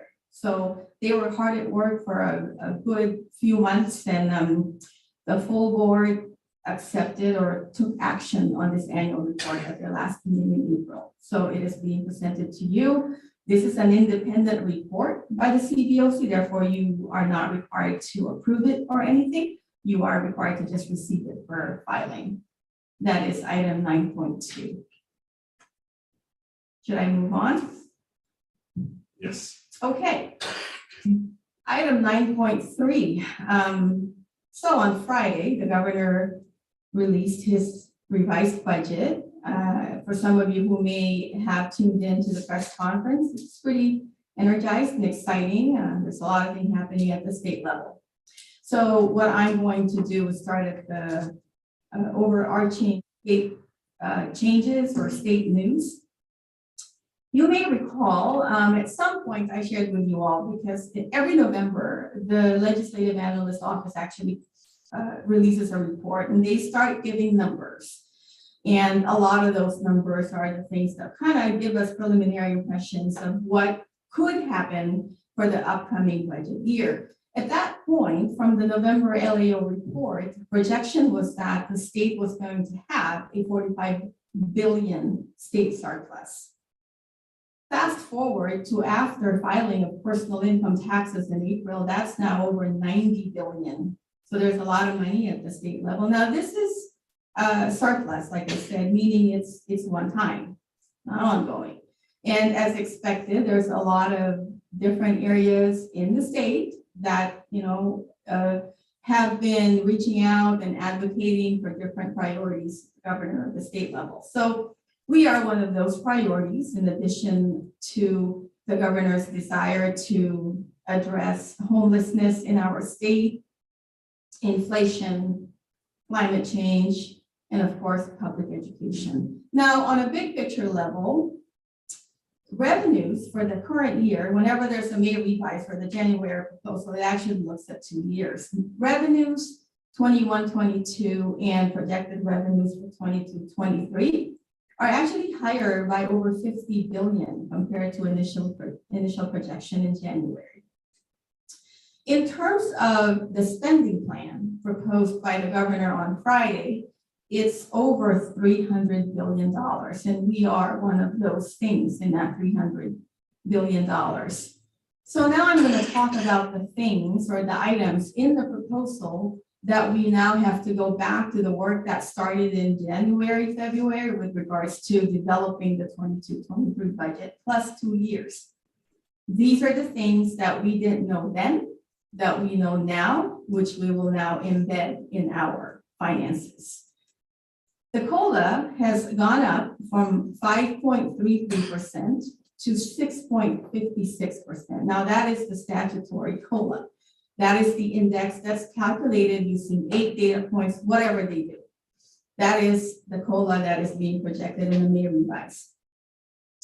In addition to that, the governor is proposing additional dollars to the tune of 2.1 billion statewide. These are statewide numbers. These are not New Haven numbers, to add to the base. And the language on the report is that this could help, or it's intended to help mitigate rising pension costs, inflation, all that kind of stuff. So that's 2 items now. One item that we know needed to be addressed, and there's a lot of advocacy towards this, is the cliff that we've all been talking about. You recall, we have been on a hold harmless with regards to the ADA that we've been using to calculate our unrestricted revenues. So there is a proposal in the May revise that kind of kicks that can further, because now we have options in terms of what ADA to use to calculate our revenue. Now, in other May revised news, so those are the things, I started with those because those would actually play a role when we go to this massive calculator, which is the mechanism by which we get down to the dollars of what we would get under LCFF. Those are things will now be embedded in that calculator, which we don't know when it would be released, but we are expecting it hopefully sooner than later, hopefully this week. And then our staff would then go back and recalibrate those numbers. Other news, the governor is staying true to a lot of the commitments that he rolled out in the current year that we are in. You heard the last item, which is universal TK. That's the plan that we have. The governor is staying true to that promise, keeping his commitment to really support and move forward with that program and build upon it. Universal meal, that was approved as a legislative code last year. It wasn't appropriated for last year, but now it is actually in the May revise.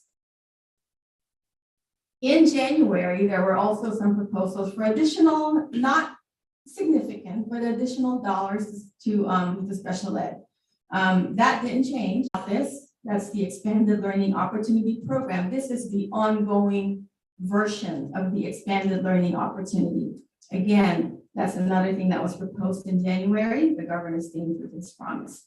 Now, there are other things that are embedded in there. I separated them for bankable. I call them bankable because there are things that while they are proposed, or they may even make it to the Budget Act, there's half the time there isn't enough information that would allow us to actually implement it in the financial system that we have. So that happens. I saw it a lot in the last 2 years because there's been an infusion of one-time dollars. Now, in terms of facilities, since we were talking about that earlier, there is a proposal, and like I said, what I hear from the community, the public finance, school finance community, is that this had never happened before. Because usually support from the state for facilities usually comes from state bond. The governor is proposing dollars from the state general fund for school facilities, for facilities funding. I'm down to my last item, and I say this, it's last, that's certainly not least, but there is also a proposal of one-time discretionary $8 billion to the state. And that's keyword, it's discretionary. One time is also a keyword, but the fact that it's discretionary, the governor intends for this to support in needs that we have, in other needs that we have that would otherwise would compete with other things in our budget that we have, like other obligations that we may have. So again, that's the last item that I'm going to share with you. I do want to add, though, a caveat to the $8 billion one-time discretionary is that, and the state has done this before, it intends to write off whatever outstanding debt the state owes school agencies like us with regards to mandates. So sometimes it's a choice between, do we want our money now, or do we want to wait 5 years later with regards to the mandates that we were obligated to do and supposed to be reimbursed for. So those are the highlights. The one thing I want to reiterate is in the governor's May revised proposal, there is no line item for the increasing pension costs. So I want to bring your attention back to the 2.1 billion that I mentioned earlier. That's a state level number, which is supposed to augment or put additional money on the base, including, and this is words from the governor's report, including rising pension costs. So in 2022-23, to us, that's about $2 million, just for context. So that is the update for the May revise. Next steps for us is, like I said, we go back to the financial system. We go back to refining our projections based on this information, and we will wrap it up and put together a proposed budget for you all to consider and adopt. Are there any questions? Yeah. Trustee comments, go ahead. Yeah. Oh, first of all, I want to make sure and emphasize these are one-time money. The last item that I read, well, the surplus that is going to us, period. Yeah, so whatever we get, or whatever we use it for, it's make sure it's just that one time. My other question is, can you clarify for me, maybe I missed it, you mentioned about the two different proposals on calculation of ADA. What, I don't remember those two, well, I know the old one, what's the other one? So for 21-22, that's actually the year that we are in. I think I reported at some point when we finished reporting our P1 or period 1 ADA that our attendance to enrollment ratio was 91%. And we are normally at about 95.5 to 96%. So that's happening up and down the state. The proposal in the May revise is saying that for 21-22, you could use your ADA or your enrollment adjusted based on pre-COVID attendance. So it's like an average of. So for us, if I just, for fast numbers, if I just go back to pre-COVID and our attendance rate is 95.5, it would be that applied to our enrollment this year. Now, that's 21-22. The difference also is, what do we do next year?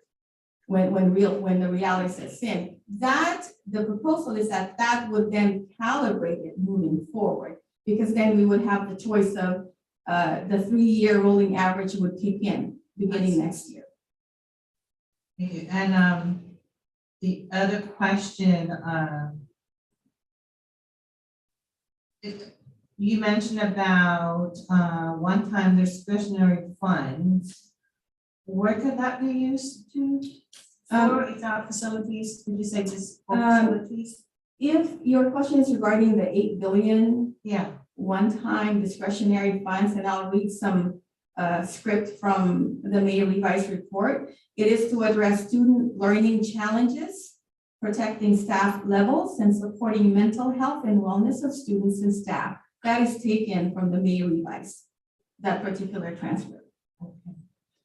And then you said for us, that would mean approximately 2 million. For us, if we base it on what we know now on the calculation of the 8 billion statewide, and let's not go to the bank on this yet, because we're still getting some details. It's over $13 million. 13, okay. But it is one time. Okay. So that nasty word really gets me. I mean, it's nice that we're getting money, but it's really hard when it's one time. It's really hard to bank on it. Okay, thank you. That turns lights for me. Are there any questions? No questions, but so that, just to repeat again, the 30 million will be for our district, from the 8 million, I mean, it's potential. yes, the language says per pupil. So if I just straight line it, that's the number that we're getting. And of course, a lot more details are starting to trickle in now. And again, I guess the biggest reminder here is this is the May revise. The actual state budget will need to be enacted by the governor. Right. I know it's a lot of calculation. If you can help me understand at this point, but maybe you can answer me later on. Like students, they talked about the continuation of the wellness centers. If we were to go that route, so who this money will be enough for some years or what? Do we have some kind of in your mind picture? I'm going to defer to Yeah, I can understand a little bit. It certainly will help. But I caution everybody because we don't know. This is the governor's proposal, and it has to be battled out between the Assembly and the Senate and the governor, and then it'll turn into something by the end of June. But it looks good. And what we don't know is what the timeline is on this. We don't know exactly how they're calculating the money. We don't know if between now and the end of June they're going to put strings on it. So but the way it's written now, we could certainly use it to enhance our mental health services for sure, one way or the other.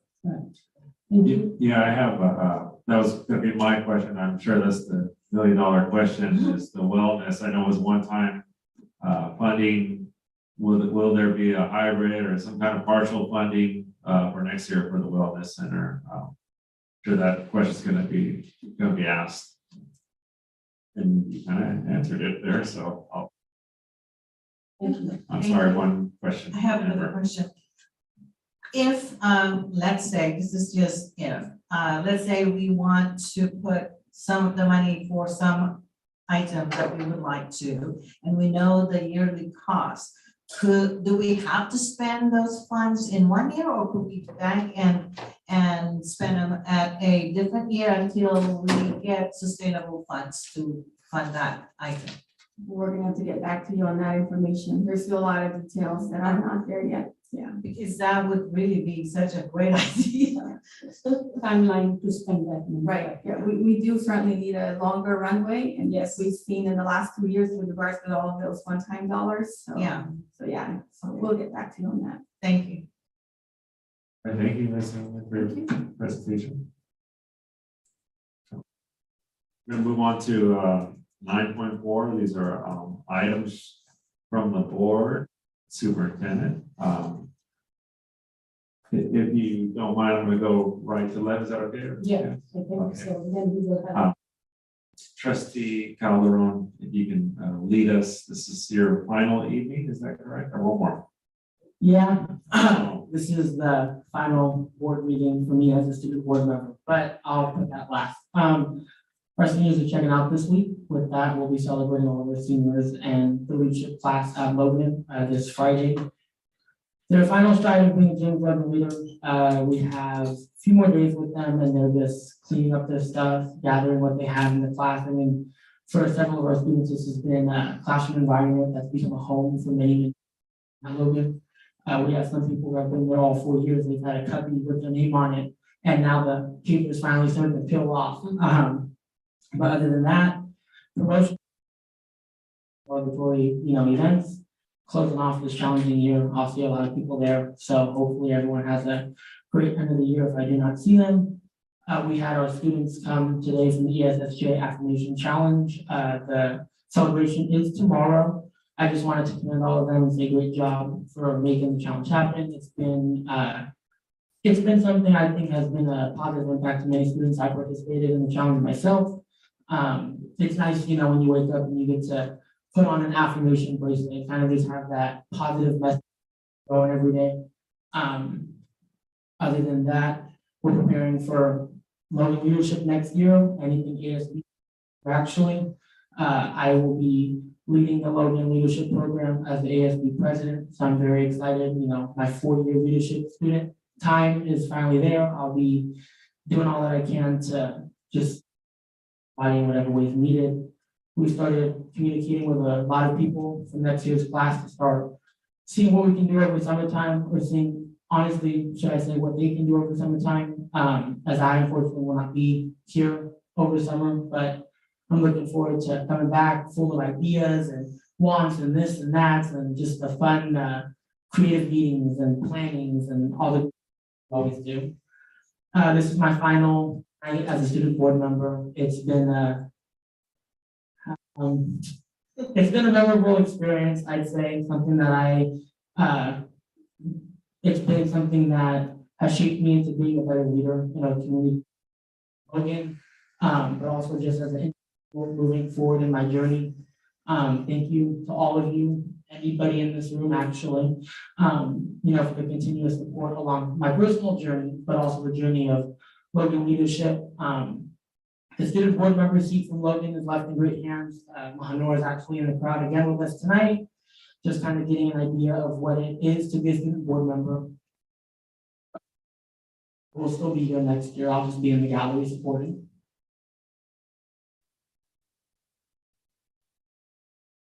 Moving on, we're gonna keep going to the left there. So trustee Thomas, if you can go ahead. Yeah, I just want to embarrass board member Kalani again. Thank you for being our board member. It's been a privilege to be sitting right next to him and be able to hopefully answer his questions when he had a question. So thank you for being a partial mentor right next to you. I really enjoyed that. And thank you for keeping us posted about what's going on in at Logan. He really kept us aware of what those are. And you always had a positive attitude and with a smile, even though I know you're doing a lot of work and you have gone through a lot of difficult times this year, you kept your positive attitude, so that was great. And then you were always willing to learn and grow. So keep up the good work, such a great leader. And you look great.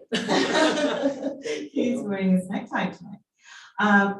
I would like to congratulate again the ticket team for their work. We met 2 people. Is it possible to read the names of the other people for the public? I know we have them in our list, but I just want to recognize them publicly if we have those names to be read. They're on the agenda. If you'd like I to know, read but them during your time. read them for, be better coming from the superintendent, I think. Oh, you want to read that in your report, or? I can do that, or Go ahead, do it right now. However you want. We have Justin from Alvarado Elementary, Megan Northcote from Easton, Kelsey Moran from Emmanuel, Caitlin Shirella from Hillview Crest, Carolyn Baranias, I think I said that right, from Kitayama, Rachel Sewell from Pioneer, Victoria Coleman from CCMS, Sean English from Logan, Michael Eisenberg from Logan, Joe Fox from DSIS, Vanessa Oberbeck from Connolly Caraballo, Kim Clint, Kimberly Pettit, and Julie Molinari at the district office. Thank you so much.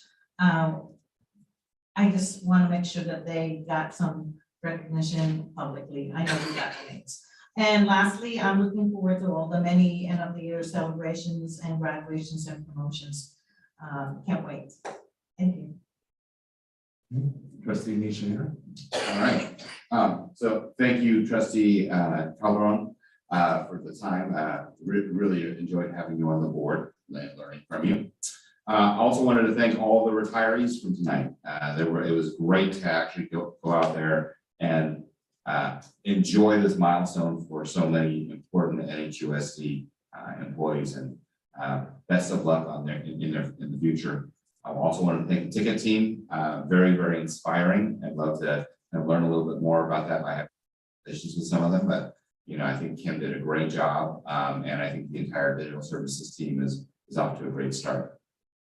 I did want to address something in open session around all of the conversations we've had today about mental health.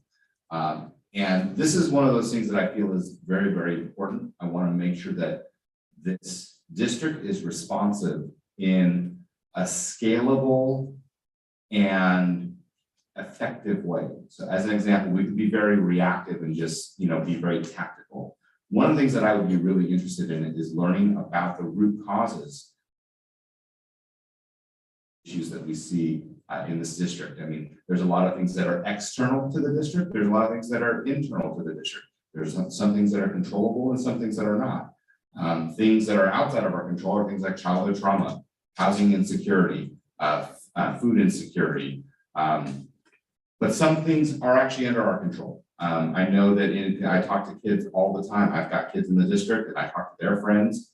There's a lot of stress about homework load is a really big one, right? The pressure to get into a 4-year university right out of college has kids signing up for way more classes than they really should be able to handle. Uncertainty about the future, student debt. I have these conversations with kids all the time. There's a lot of stress out there. So if we do feel, if this board does feel, in fact, that it is a priority, the place to do this is in our strategic plan, the one that we're going to be forming for the next 3 years. If this is an important pillar, we should put our muscle behind it, put our effort behind it, and then actually be able to not just say, okay, it's a wellness center here or it's a teacher stipend here. It's a strategic priority that this district is going to get behind. So and with that, it's not, for me, it's not just a wellness center. It's a comprehensive view in how we are preparing our kids for their future and also caring for them at the same time. So it's not a simple thing, but I think if this board feels that it's important, I would certainly be behind it. Let's put our muscle behind it in a real structured way. That's what I would say about mental health. Okay, so I'm gonna change gears a little bit, and actually, I'm gonna handle those in the committee update. So, all right, I'm done for now. Thank you. Okay, trustee Gina, go ahead. Thank you. Thank you, our student board member. I'm going to start from you again. Really appreciate your service. And one thing special I noticed whenever I went to the schools, like James High School, be it a voter, younger, 17 plus year old voter registration, or the Special Olympics, or there were some other events. Us board members, you came up to us. Really appreciate that. That is a good quality of leadership. That's the way I see it. And you always supported us in informing us about what is going on in our schools and your vision. Thank you so much for your service again. Please keep in touch because you're still at Yesville High School. So, right. And also, I would like to say kudos to our ticket team. Thank you so much for your stepping up and for your leadership and your hard work so that bring honor to our district as well as providing the very crucial service. On the other note that because it's the year end, so I enjoy participating in many of the activities we have arranged. I participated on the basic self-run, and I was able to challenge myself to run 100 meters with the students. And this is, I feel so good that our board is very active. One of the board members is performing in one of the concerts. So that's good. That's good. And then I also was able to say thank you to our teachers at Guy Emanuel Elementary during our ice cream, appreciation, staff appreciation, those events. And then I also attended the Ponte banquet. It was great event after COVID. A lot of parents, and families, they joined the students. Appreciate the opportunity to go and talk to some of the parents at that time. And that's it for me. Other things I will also mention. Thank you. So it's me. First off, it's been an honor to work with you, Trustee Calderon. You give me hope for the future. Remember us when you're out there doing something super successful, because I know you're going to be successful. You're going to do something out there. You really give me a lot of pride. I really enjoyed your reports of what's going on, but you could have given us a heads up that tonight's board meeting was going to be packed with some Logan students. That would have been really great. I do take ownership. I apologize for tonight switching up the agenda for the presentation first. I honestly thought the audience was there for the presentation support, but it was public comments. So I do apologize for that. Yeah, and so that was my first taste. I know some of y'all veterans have experienced disgruntled public comments, so it was a great, eye-opening. Yeah, so I'll leave it there and move on, and I want to finish off the year. Just say, everyone made it through the year. This was definitely one of the toughest school years ever, and for others, this might have been the worst, or this might have been the final straw. I'm retiring this year. I can't take it anymore. So I feel you. Hang in there. I'm glad you're part of the family. I'm glad proud of this district and all the work we do. So I'll go ahead and turn it over to Superintendent. Go ahead. All right, well, I have to also congratulate you, Colin. I expect you to be sitting in one of these chairs or my chair in a few years. So it's I'll keep it warm here for a little while. Anyway, it's been great working with you. I'd also like to thank all of our classified employees. This is Classified Employee Appreciation Week. So the reason why our school classrooms function and our schools stay open is because, in large part, it's due to the labor of our classified employees that are making everything happen. So thank all of you. Next week is actually Administrative Appreciation Week for us, and it's Our administrators are gonna be working hard during next week, in the final week of school. They're the ones that coordinate all of the events you'll be attending. So if you get a chance to say thank you to them next week as well, that would be great.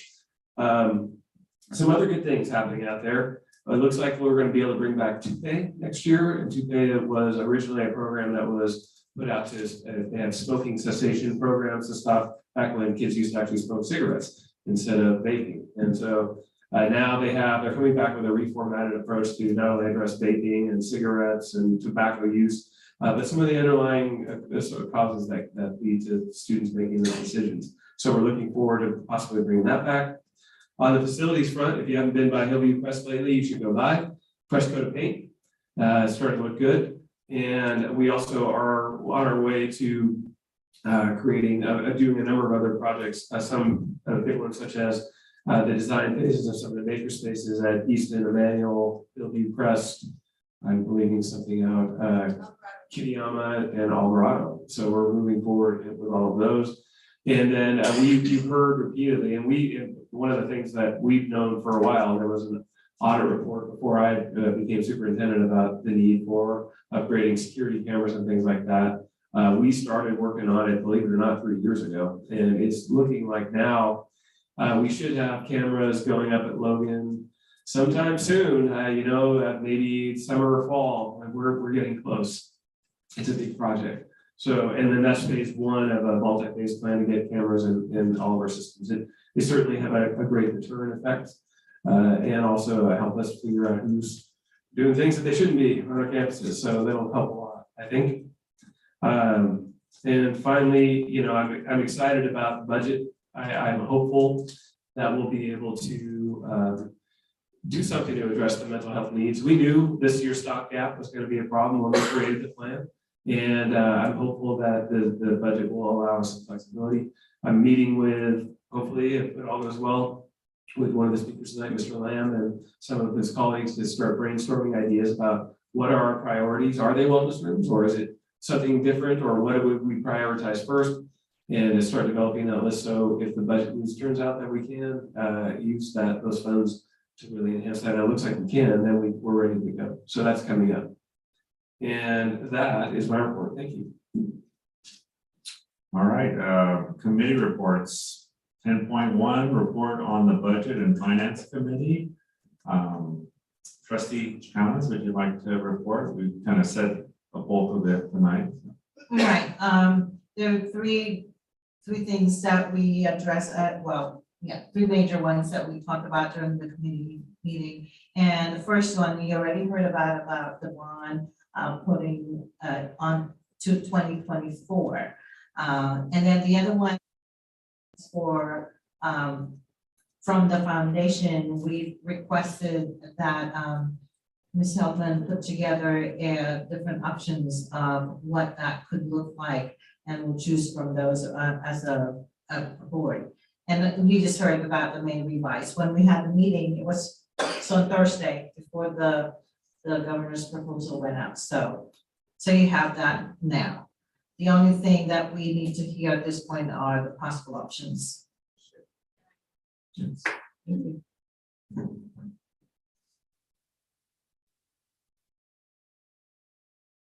Evening once again. So I was asked by the Budget and Finance Committee to explore or find options with regards to the feasibility of supporting the foundation with regards to the cost of the software that they use to administer the scholarships, the student scholarships.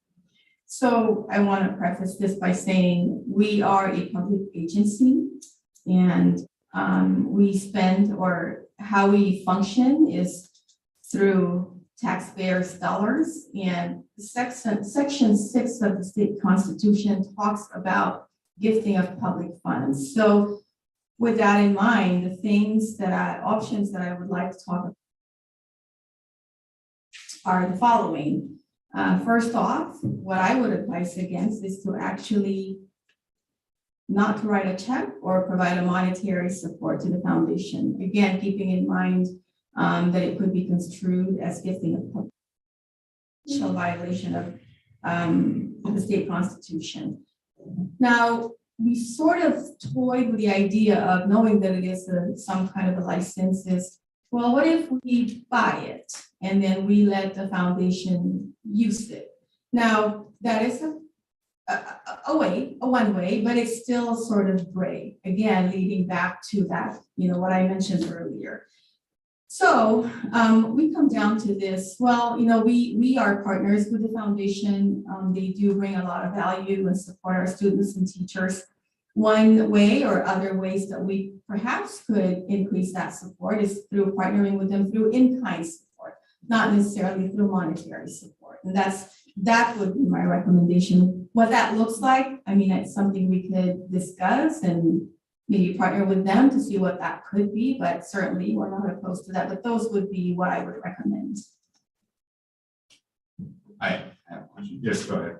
By in-kind support, does that mean, how is that different from the second option that you gave, which is you license it, or the district licenses it, and then the foundation uses it? How's that different from in-kind? The way I see that is we are not purchasing it for our purpose, for our primary purpose as a school district. Okay.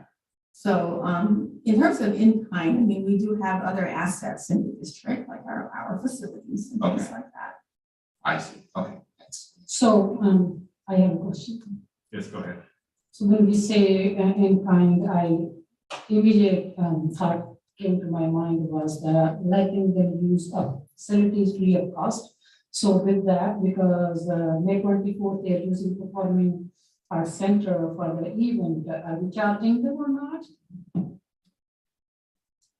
They are using our facility, and what you're getting at is exactly right. I mean, for example, we allow them already to meet in our district office. We don't charge anything for that. And then we are, as you know, we've been working on revising our facilities use fee structure. So carving out an exemption for them for use of our facilities, or just charging, like whatever custodial fees are, something, treating them as if they were one of our own schools, for example, would be a way that we could save them quite a bit of money from if they want to use our facilities. That's one way.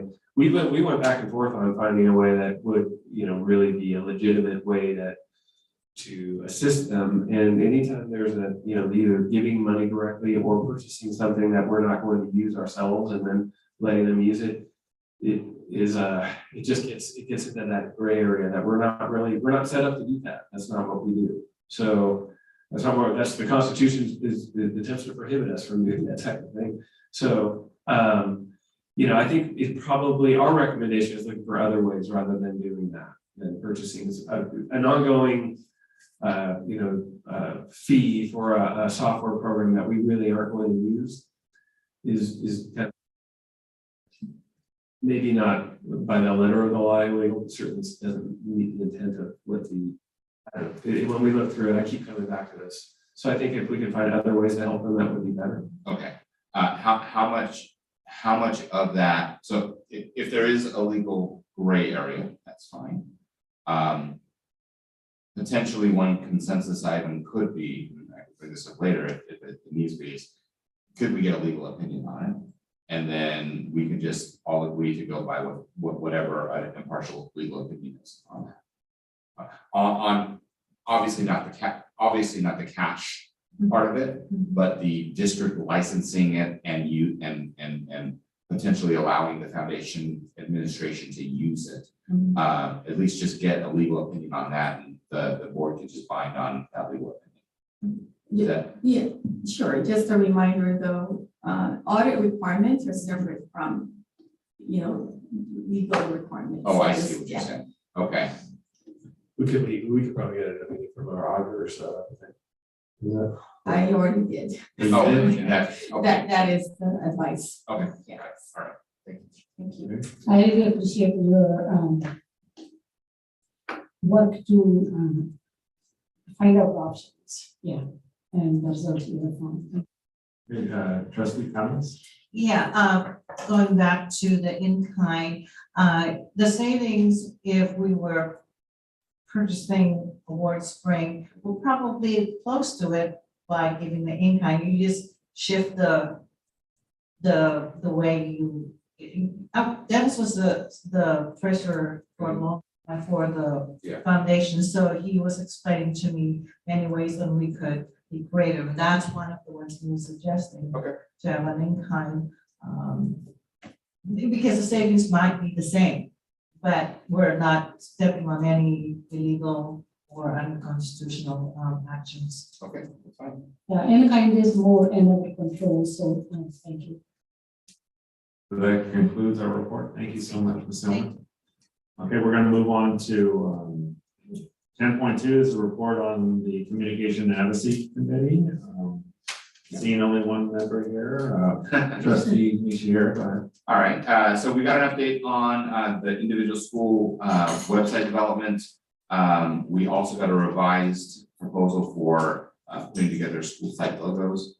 And we actually did get a chance to speak with a search engine optimization and a digital ad campaign consultant. We had talked about possibly the dual immersion as being like a test for us for an ad pilot. But today we talked, I heard about the Universal TK as being maybe that's another option that we could use as a test pilot. So we'll probably be bringing some recommendations to the board related to that.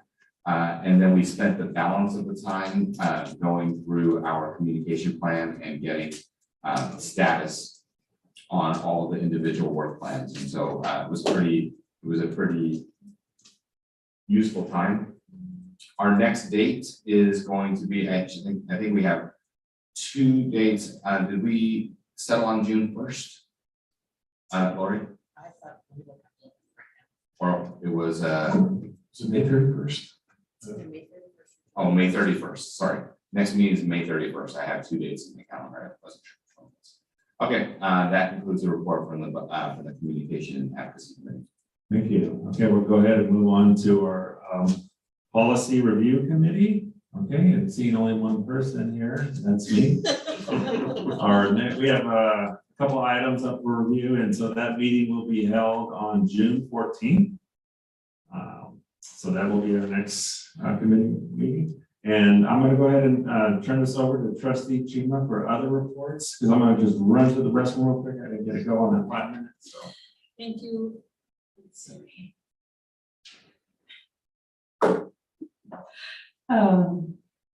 Other committee reports, so I'm kind of started with myself from the Mission Valley Mission Program.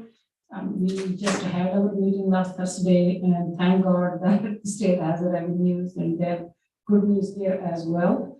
And then secondly, we also had the Student of the Year ceremony Wednesday, so things are looking good.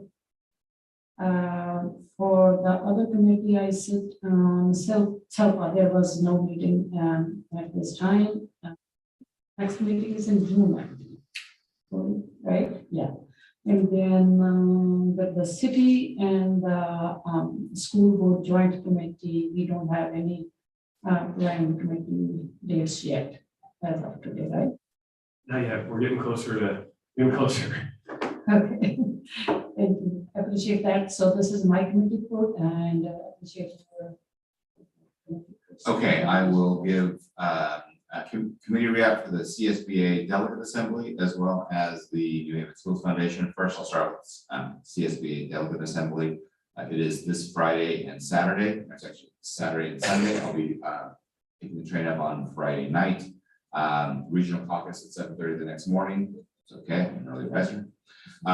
I did send the agenda out to the board so they know what we're going to be talking about. I asked for feedback. I did hear from a member Canlis that she wants us to investigate and advocate for specifically for mental health funding. I haven't heard any other pieces of feedback, but I'd still be hoping to take some as if anybody thinks about it. I would actually like to, there's a couple areas of interest that I'm interested in.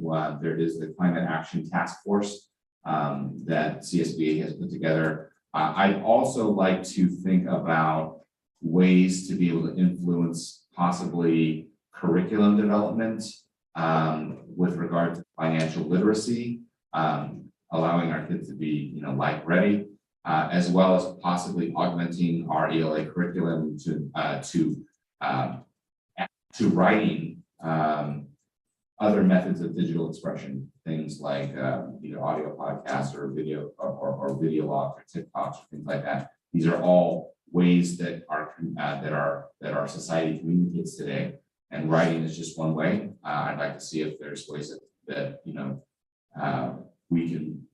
can identify ways in addition to writing, to have our kids really show that they can think and express that.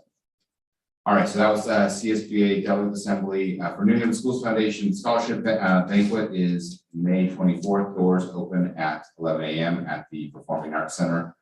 Will be catered by Federico's Restaurant. We will have a JLS alumnus, Nii Aheen, who is going to be the keynote speaker. And then the next event that we'll talk about is Stars on Stage, which will be a special concert with New Haven performers benefiting the New Haven Schools Foundation Teacher Grant and Scholarship Program. It'll be June 4th at 7 p.m. at the Performing Arts Center in James Logan, and our very own President Mallory will say hi. Thank you. So those are all our committee reports. We'll go on and move to action items. Okay, so we are on 11.1. May I have a motion and a second to approve a resolution number 061-2122 in support of Pride Month, June 2022.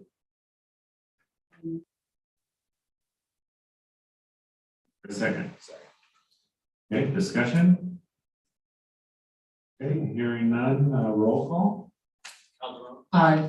Canlis. Aye. Ishihara. Aye. Chiba. Aye. Gonzalez. Aye. All right, we are on 11.3. May I have two? Did I skip them? Okay, all right, moving on. Oh, yes. He comes at the curveballs last meeting, yes. All right, so may I have a motion for 11.2, number 062-2122, recognition of student board member Calderon.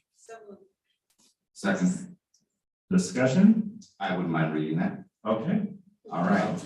New Haven Unified School District Resolution 0622122, recognition of student board member Kalani Calderon. Whereas Kalani Calderon has served as a James Logan High School student representative to the New Haven Unified School District Board of Education for 2021-2022 school year, and whereas Kalani Calderon has contributed to the district, its schools and community, and truly distinguished himself in public service, and whereas Kalani Calderon has consistently represented the best interests of the students of the New Haven Unified School District, and whereas Kalani Calderon has exemplified the ideal of civic service in his steadfast representation of the youth of our community, and by his example, continued the tradition of professionalism in student governance.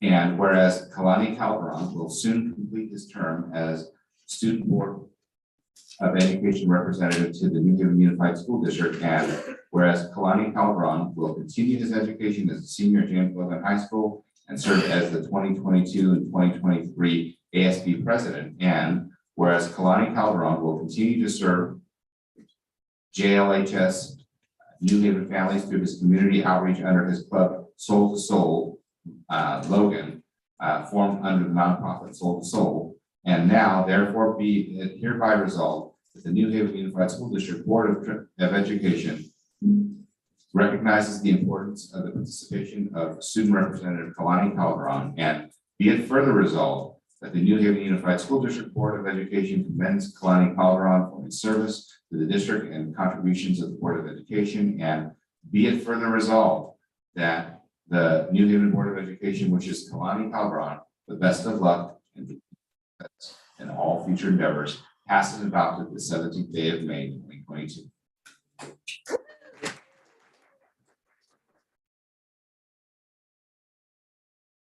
Mario copy it. Picture time. With a little care package.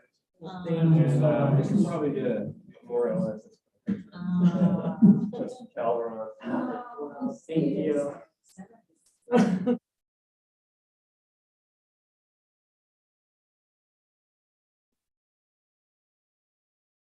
I will be bugging you off a picture at graduation, so President Swen Mallory can join us. I'll never fight over who gets the hand here. Right? Yeah. There we go. Right. 1, 2, 3. Maybe a couple more. Good one. Thank you so much.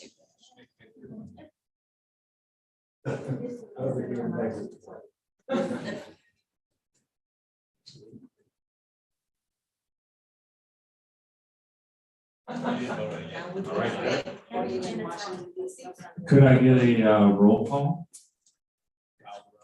Aye. Candace. Let me think about this. Aye. Ishihira. Aye. Shiba. Aye. Aye. Oh, I really, why did this? All right, so go ahead Oh, I and see. moving on. May I have a motion and a second to approve a readmission? And so we're on 11.5, so this is, or sorry, 11.3. And student number 1, and without any objection, I would like to bundle the readmissions. So that's 11.5, 11.6, and 11.7. 1.3, 4, 5, 6, 7. That's what you're saying, right? No, not 4. 4 is the 9, 3, 5. 4 is the 5, 6, okay. That's what I. Yes, and the reason why I'm not 4 is because that's denial. Okay, next time, okay. So clarify the motion, please. Yes, so the motion is to approve the readmission of student 1, which is listed on 11.3. And the other 2 students, which is 11.5, 11.6, and 11.7. I move. Second. Okay, discussion? None? Okay. Roll call? Candace. Aye. Ishihira. Aye. Shiba. Aye. Gonzalez. Aye. Okay, so now we're on 11.4.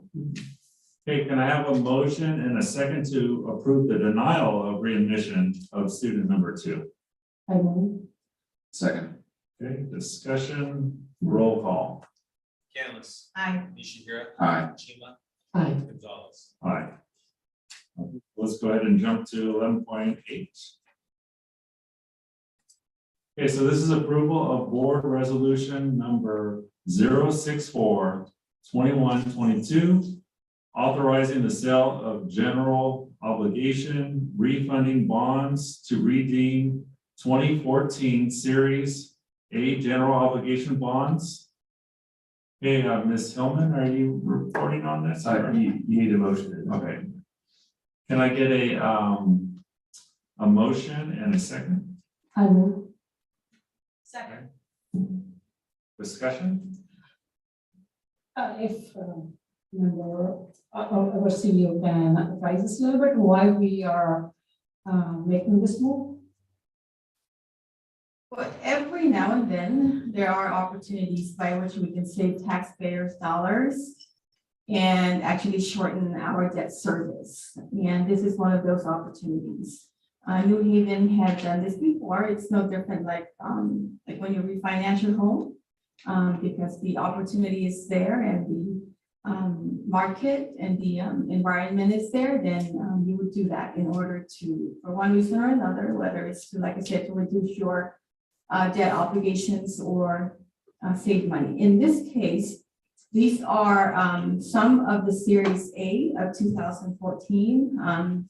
They will be callable, but this is an opportunity that would allow us to do that. And as I stated here, This would generate savings, not to the district, but to our taxpayers of at least $4 million.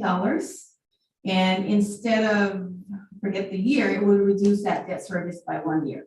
And we're doing that by redeeming the Series A of Measure M. Question, so, because federal government has increased the rate, so does it have something to do with that or no? It really depends. There are times when the yield is higher. It really depends on the structure of our bond. So in this case, given the elements that were reviewed by our financial advisors, what we're seeing is it could generate the savings. Now, we all know that the Feds could meet again before June, before the fiscal year ends, and anything could happen at that time. These are locked in right now, and there is really no downside. So my computer is like dying. No downside to it because we are saying that this savings is net of the cost of borrowing. One other reason, and I think the superintendent and I have attended one of these before, this structure actually doesn't require certain things, like for example, a bond rating. Normally that's another cost. That's like $40,000 just for them to rate our bonds. So this is a combination of those different opportunities. And this is how we are pricing it and estimating what that savings would be. So if you can a little bit educate us about the federal tax exempt bonds, so I would like to appreciate that. This, as you can see in the second paragraph, I think, it's going to turn into a tax exempt bond in 2025. That is one unique structure about this particular one, which is why we stated there for transparency reasons is the savings are, they're not straight line. They are concentrated in certain years, but overall, over the life of that issuance that we are doing to redeem Series A, again, we want to focus on what is it saving our taxpayers and what is the impact of the debt service? So instead of 29 years, I think that's the number, 29 years for that particular series, it will now only be 28 years. Or I think it's 25 and 24. All right, are there any other questions? One more, this one. Okay, that's been 5 questions. Go ahead. Last one, like, will there be other opportunities, similar opportunities in the future? Do you have any idea? We really can't tell, which is why we have a financial advisor who have their pulse on these things. We don't have access to a lot of the information that they have access to. And now and then I would get calls saying, hey, take a look at this. This might be a good opportunity for the district. And we do study it. We involved our bond counsel. There's a lot of people involved in doing this work, but more than anything, the first thing that I would ask for is give me numbers, give me the analysis and what does it look like for my taxpayers. And then we then look at it and see if it's worthwhile. We look at the cost of it, and that's what determines whether we should package it or not for your approval. Thank you. I apologize, Trustee. I see some other folks that wanted to, yeah. Okay, see no, we'll go ahead and call roll call. Aye. Candace. Aye. Ishiguro. Aye. Chiba. Aye. Gonzalez. Aye. Okay, so now we're on 11.9. May I have a motion, a second, to approve of the 2022-23 New Haven Unified School District ESC Emergency Response Plan? I move. Is there a second? Okay, discussion? Hearing none. Roll call? Calderon. Aye. Candace. Aye. Ishiguro. Aye. Chiba. Aye. Gonzalez. Aye. Okay, so we're 11.10. May I have a motion and a second to approve Promise 54 contract? So moved. Second. Discussion? Roll call. Calderon. Aye. Candace. Aye. Ishiguro. Aye. Chiba. Aye. Gonzalez. Aye. Okay, 11.11. May I have a motion and a second to approve a new course at Cesar Chavez Middle School and Eat Long Veracruz Middle School and DSIS beginning fall 2022 art. Second. Discussion? Roll call. Caldwell. Aye. Campbell. Aye. Ishiguro. Aye. Aye. Gonzalez. Aye. Okay, 11.12, may I have a motion and a second to approve the new course at CCMS, IVCMS, DSIS beginning fall 2022 drama. Second. Discussion? Roll call? Caldwell. Aye. Campbell. Aye. Ishiguro. Aye. Shiva. Aye. Gonzalez. Aye. Now we are on consent agenda items. Okay, are there any items which trustees would like to pull for a separate vote? Okay, seeing none, may I have a motion and a second to approve consent agenda items 12.1 through 12.22? I move. Second. Okay, discussion? Roll call? Caldwell. Aye. Campbell. Aye. Ishiguro. Aye. Shiva. Aye. Gonzalez. Aye. All right, now we're gonna jump all the way at the end. We are on 13. This is discussion and action of items removed from consent agenda. Nothing. Okay. And governance review. This is assessment of governance procedures, protocols. Anybody, any trustee would like to speak? Let's go ahead with trustee Chamber and then go to the right. Kudos to Michael and Gonzalez for having a good meeting. That's what I was gonna say. I was gonna say you did a great job. Then I'll make it full.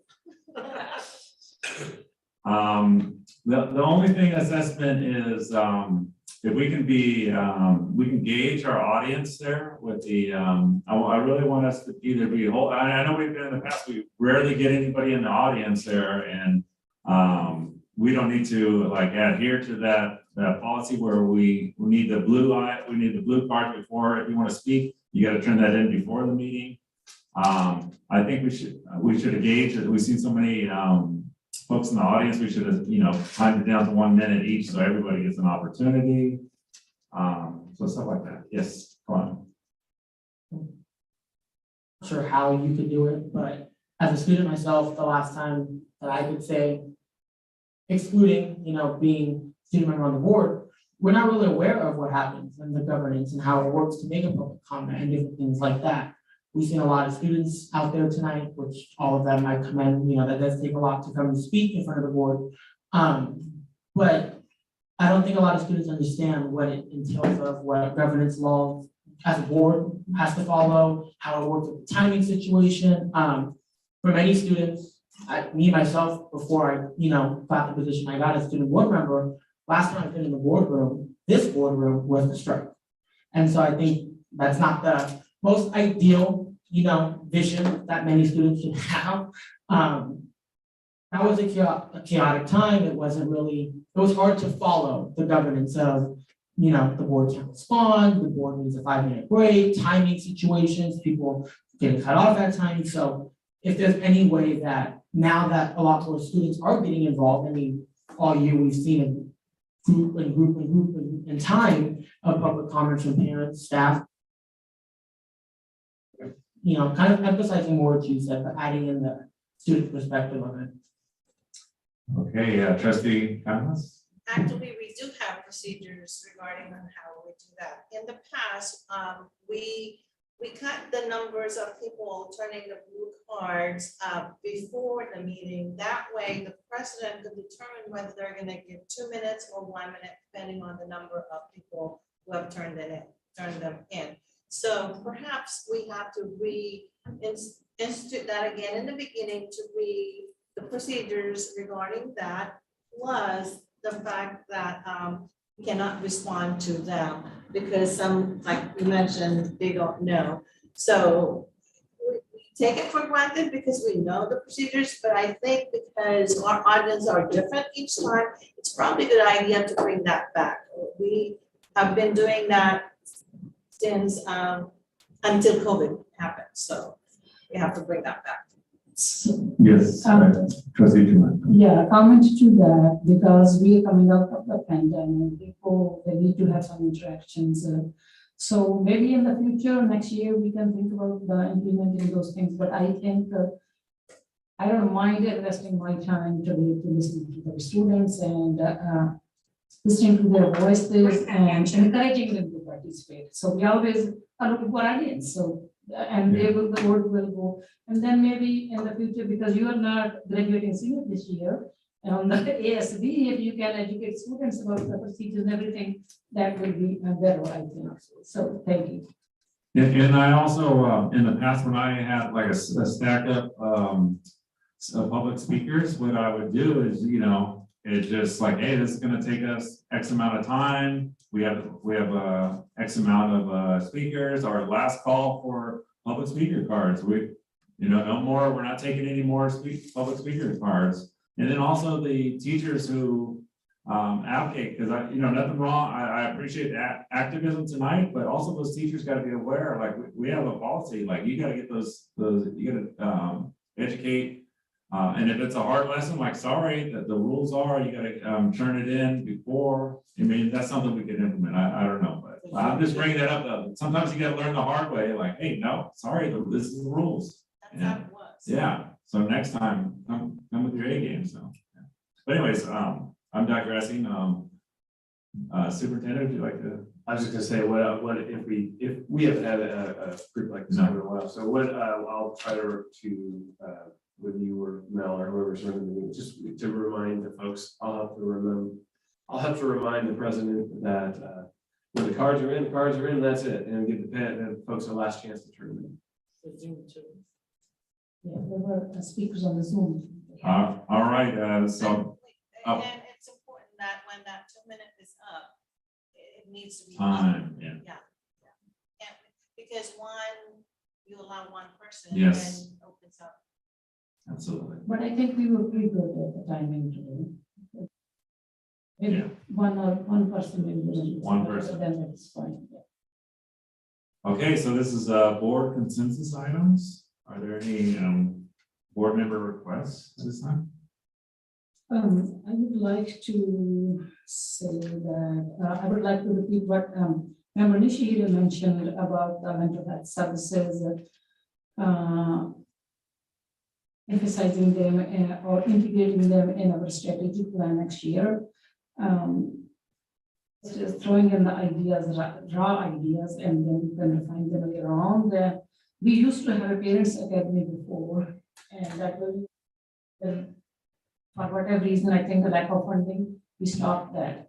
And with the funding, and if we can bring those things in back to educate, and then other, there's a lot of conversation about the community schools in Oakland and other places. So with the community schools, then the wraparound services, and then we will be able to help the families educate them, and we can explore that as well. I mean, I'm just throwing in the ideas, but of course we will have to explore that if they are feasible or not feasible. So these are just ideas at this time. You were asking staff for information. Right. Yeah, so I'm not hearing that. This is all, if you want to talk about community schools, that's a different agenda item. We want to talk about, but is there anything you want staff to do? I actually have, as one of the this side, a board request form, which helps structure a request. Because I'm not sure what you're requesting. I'm not requesting to you, I'm throwing the ideas for my fellow board members. Maybe in the future, if there is a need, then we can explore this community schools or not. It's up to if we want to have.